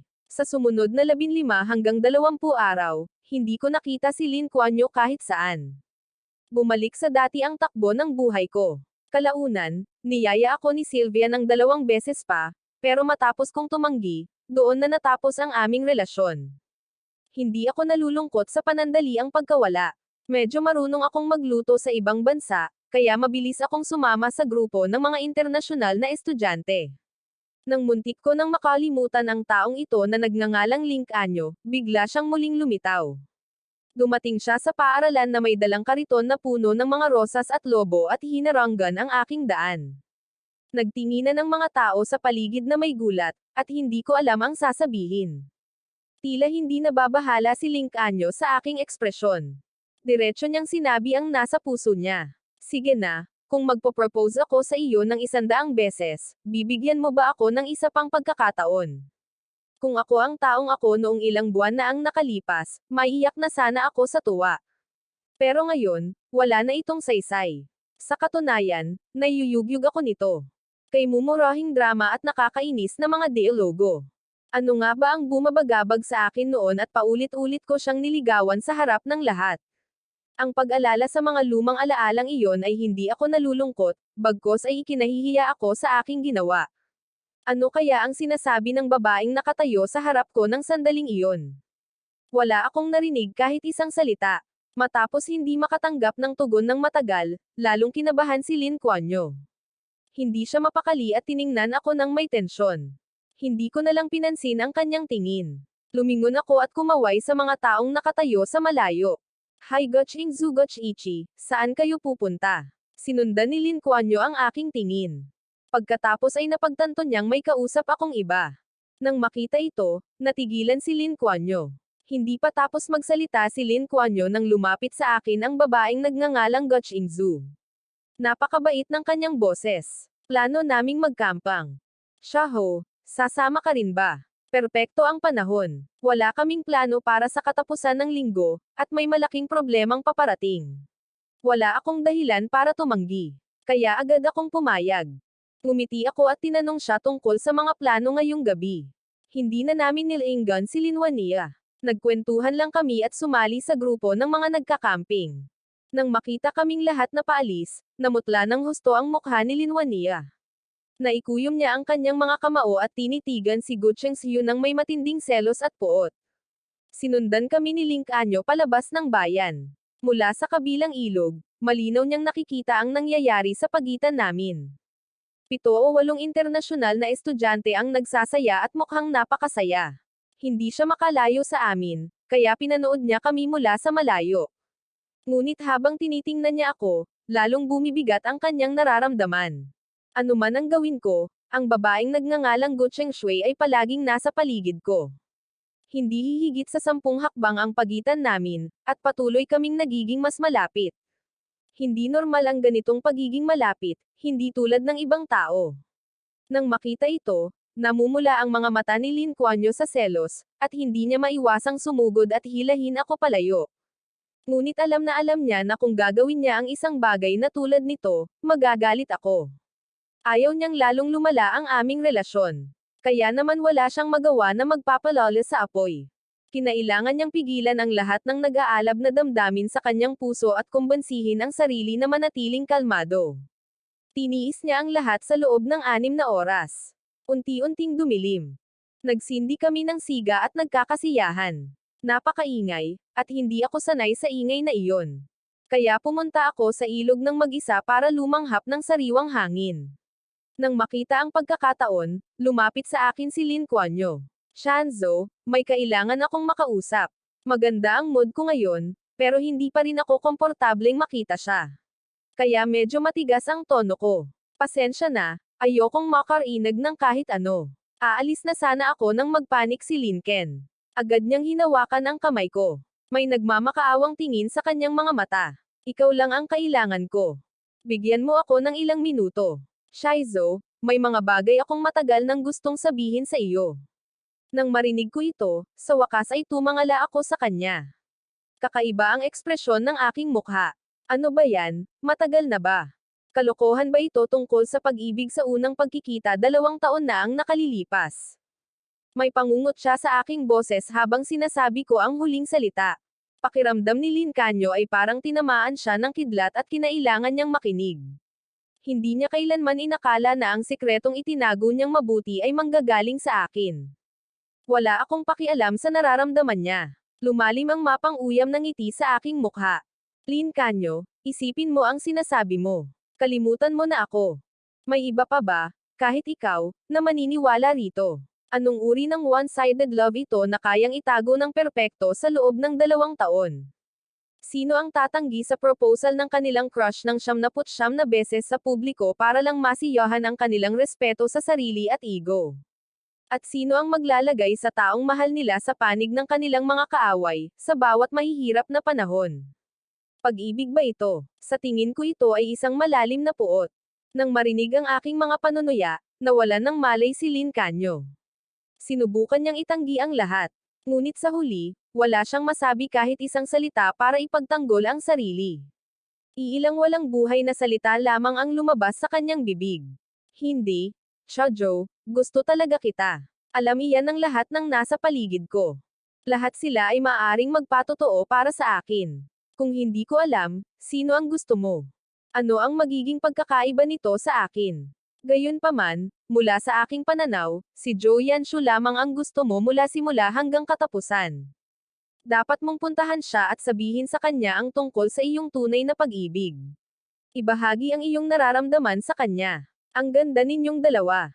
At sa totoo lang, mula simula hanggang katapusan, labis mo akong nandidiri. Ang puot na kitang-kita sa aking mukha ay hindi matiis para kay Lin Canyo. Patuloy na nanginginig ang kanyang katawan. Ngunit ayaw pa rin niyang bitawan ang aking kamay. Matigas ang kanyang loob na hindi niya ako bibitawan. Wala akong pasensya na makipagtalo sa kanya. Binawi ko na lang ang aking kamay at tumalikod para maglakad palayo.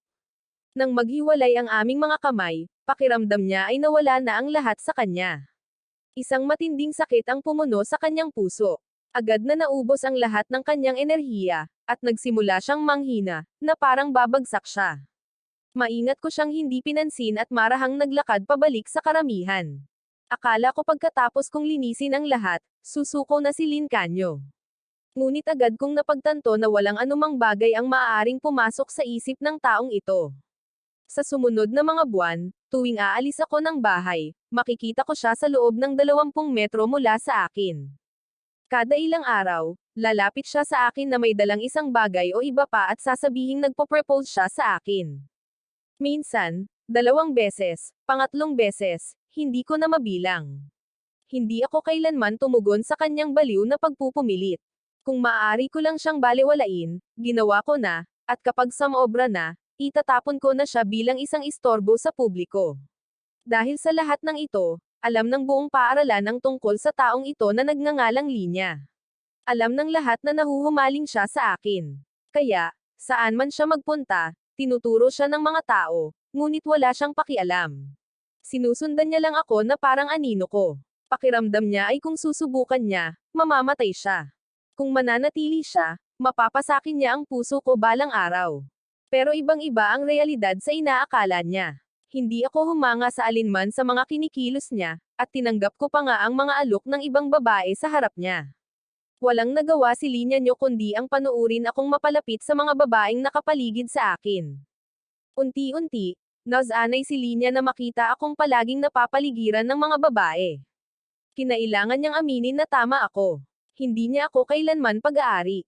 Matapos ang paulit-ulit na pagtanggi, naging manhid na siya.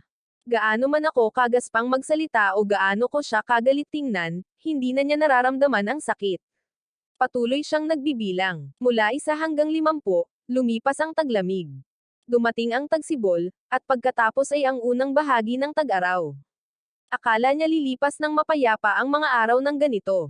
Mula 50 hanggang 100, at marahil kahit sa ika-101 beses, hindi kailanman naisip ni Lin Kia na sumuko. Kahit na noong naramdaman niyang kayanan niya ang lahat ng normal.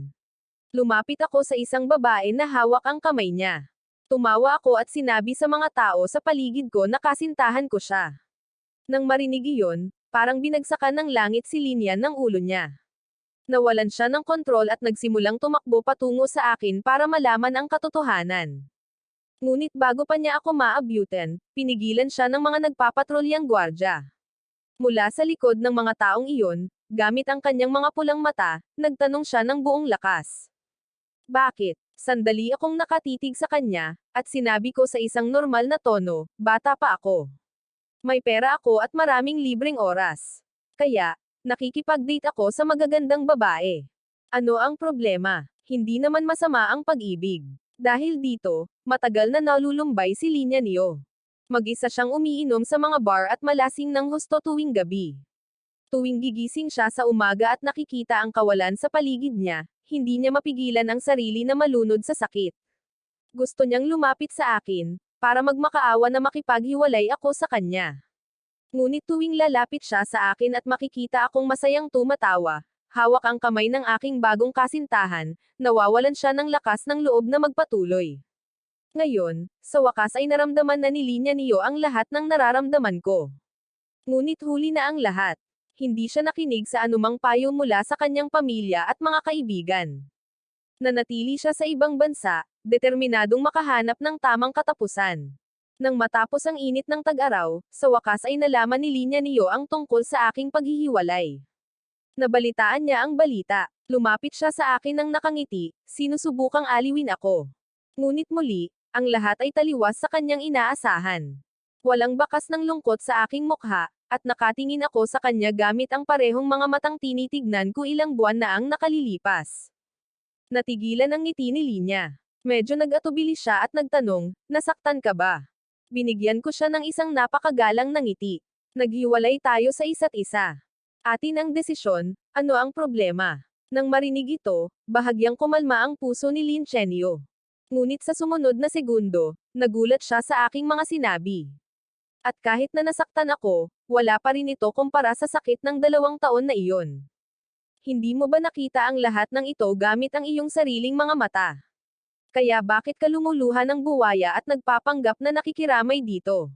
Ang mga huling salita ko ay nagpabalisa kay Linya. Gusto niyang magpaliwanag, ngunit hindi ko siya binigyan ng pagkakataon. Kaya kung ipaliwanag ang mga lumang bagay na iyon. Shencho, itigil mo na. Naiirita na ako ngayon sa lahat ng ito. Linya, nag-aarte ka sa harap ko. Tumigil ka na. Okay, hindi na ako interesado na panoorin ang pag-arte mo. Kung gusto mo ng atensyon, bumalik ka sa China at hanapin mo si Xuanshu at ang mga kaibigan mo. Okay, masaya ka nilang palayawin. Huwag kang mag-asaran. Namula ang mukha ni Lin Chenyu sa kahihiyan dahil sa mga sinabi ko. Itinulak ko siya palayo at dumiretso sa gusali ng pagtuturo.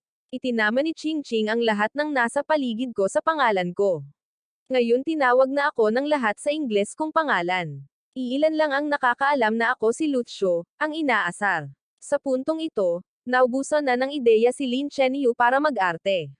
Sa wakas, hindi man lang ako naantig sa 79 na niyang proposal. Ngayon ay talagang wala na siyang magawa. Sa wakas, sa payo ng isang kaibigan, nagkaroon siya ng ideya.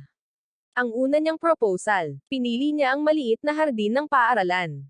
Gumawa siya ng napakalaking domino effect, na muling binuhay ang eksena ng aming unang pagkikita.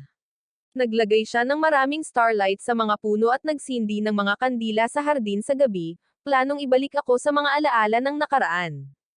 Humingi ng tulong si Lin Chenyu sa maraming tao at bumuo ng 12-dosenang mga plano para linlangan akong pumunta roon. Sa pagkakataong ito, gusto niya akong kumbansihin na tunay na umibig siya sa akin sa unang tingin at talagang pinagsisihan niya ang kanyang pagkakamali. Handa na ang lahat, ngunit nang dumating ang takdang oras, wala ako roon.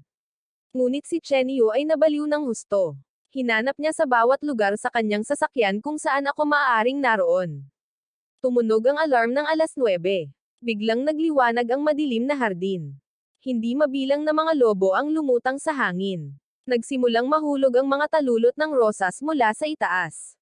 Napuno ng romantikong musika ng piano ang hangin, at ang patuloy na pagtiktik ng mga domino, na tila nagsisimula ng bumagsak ng mag-isa, ay nagsimulang umalangaw-ngaw. Bawat segundo, may bumagsak na domino. Nagpatuloy ito ng mahigit 10 minuto, at sa sandaling bumagsak ang huling domino, naupos ang lahat ng kandila. Ngunit pakiramdam ni Lin Chen ay naubos ang lahat ng lakas sa kanyang katawan.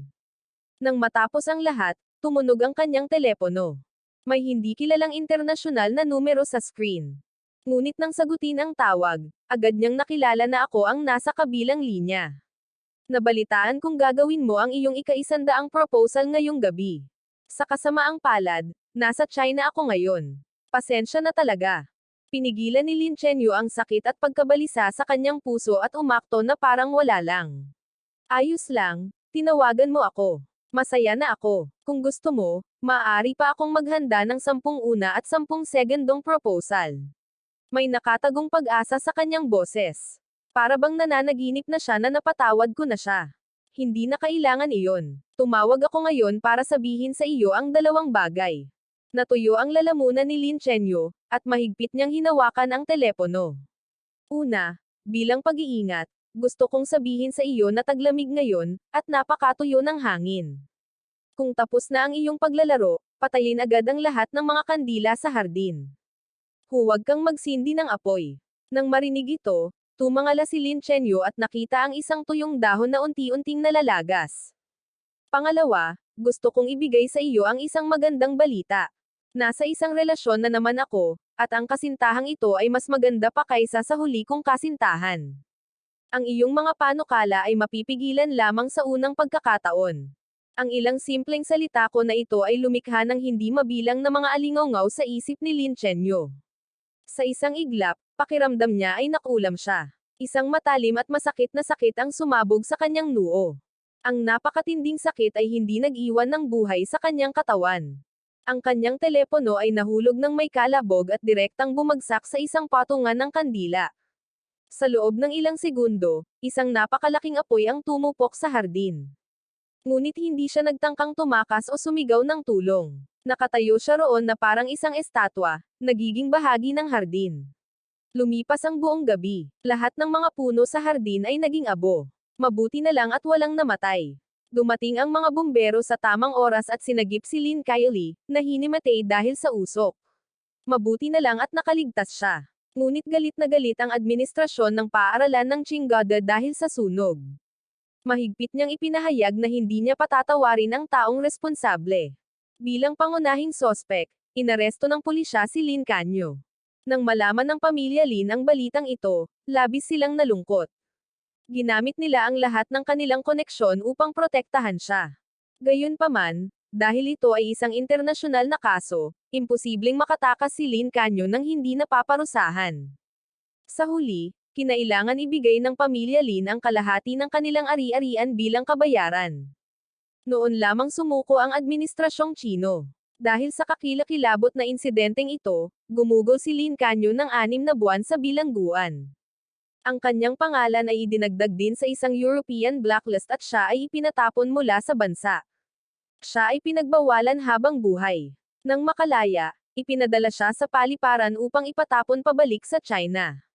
Nang makita ang mga taong nakapaligid sa kanya na nakasuot ng mga damit pang tag-init, si Lin Canyo, na nawala sa isang panaginip, ay sa wakas ay natauhan. Lumipas na ang taglamig. Ngayon ay dumating na ang tag-araw. Lumipas na ang maraming buwan, ngunit hindi niya ako binisita kahit isang beses. Ang pagkaunawang ito ay nagpadala ng pagbaha ng emosyon sa kanyang puso. Hindi niya masabi kung siya ay nabigo o nalulungkot. Marami pa ring natitirang buhay. Tiyak na magkakaroon kami ng pagkakataong magkita muli. Sinusubukan ni Linya na aliwin ang sarili sa kaisipang iyon. Ngunit paglingon niya, nakita niya akong tumatawid sa kalye, hawak ang kamay ng isang magandang babae. Nalaman niya mula sa larawang ipinadala ng kanyang mga kaibigan na ito ang aking kasintahan. Tumangala ako at nakita ko siya. Binati ko siya sa isang palakaibigang paraan, na hindi ko karaniwang ginagawa, at pagkatapos ay sinabi ko sa kanya ang totoo ng may buong kumpiyansa. Hi, long time no see. Kakabalik ko lang galing sa isang paglalakbay sa Germany. Sa wakas ay lumabas ka na. Ang bilis talaga ng panahon. Ipapakilala kita. Ito ang aking bagong kasintahan, si Monica. Pagkabalik sa China, nagpadala sa akin si Linya ng mensahe sa pamamagitan ng ilang tao.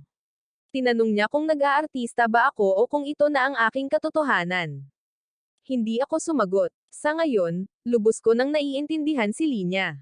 Sinabi niyang mahal niya ako, ngunit sa totoo lang, sarili niya lang ang mahal niya. Para sa kanya, isa lamang akong pagpapasikat. Noong 2nd taon ko sa pag-aaral sa ibang bansa, sinamantala ko ang bawat pagkakataon at sumali sa maraming kompetisyon. Lumipas ang mga araw, at dinagtagal ay natapos ang aking 3 taong exchange program. Bumalik ako sa China na may dalang isang kahon na puno ng mga gintong medalya. Pagkababa ko pa lang ng eroplano, nakita ko agad ang mga magulang ko at mga kasama ko sa bahay na nakatayo roon na may hawak na mga bulaklak, naghihintay na salubungin ako. Para naman sa mga mahal ni Linya, alam kong wala na siyang pagkakataong makapasok muli sa buhay ko.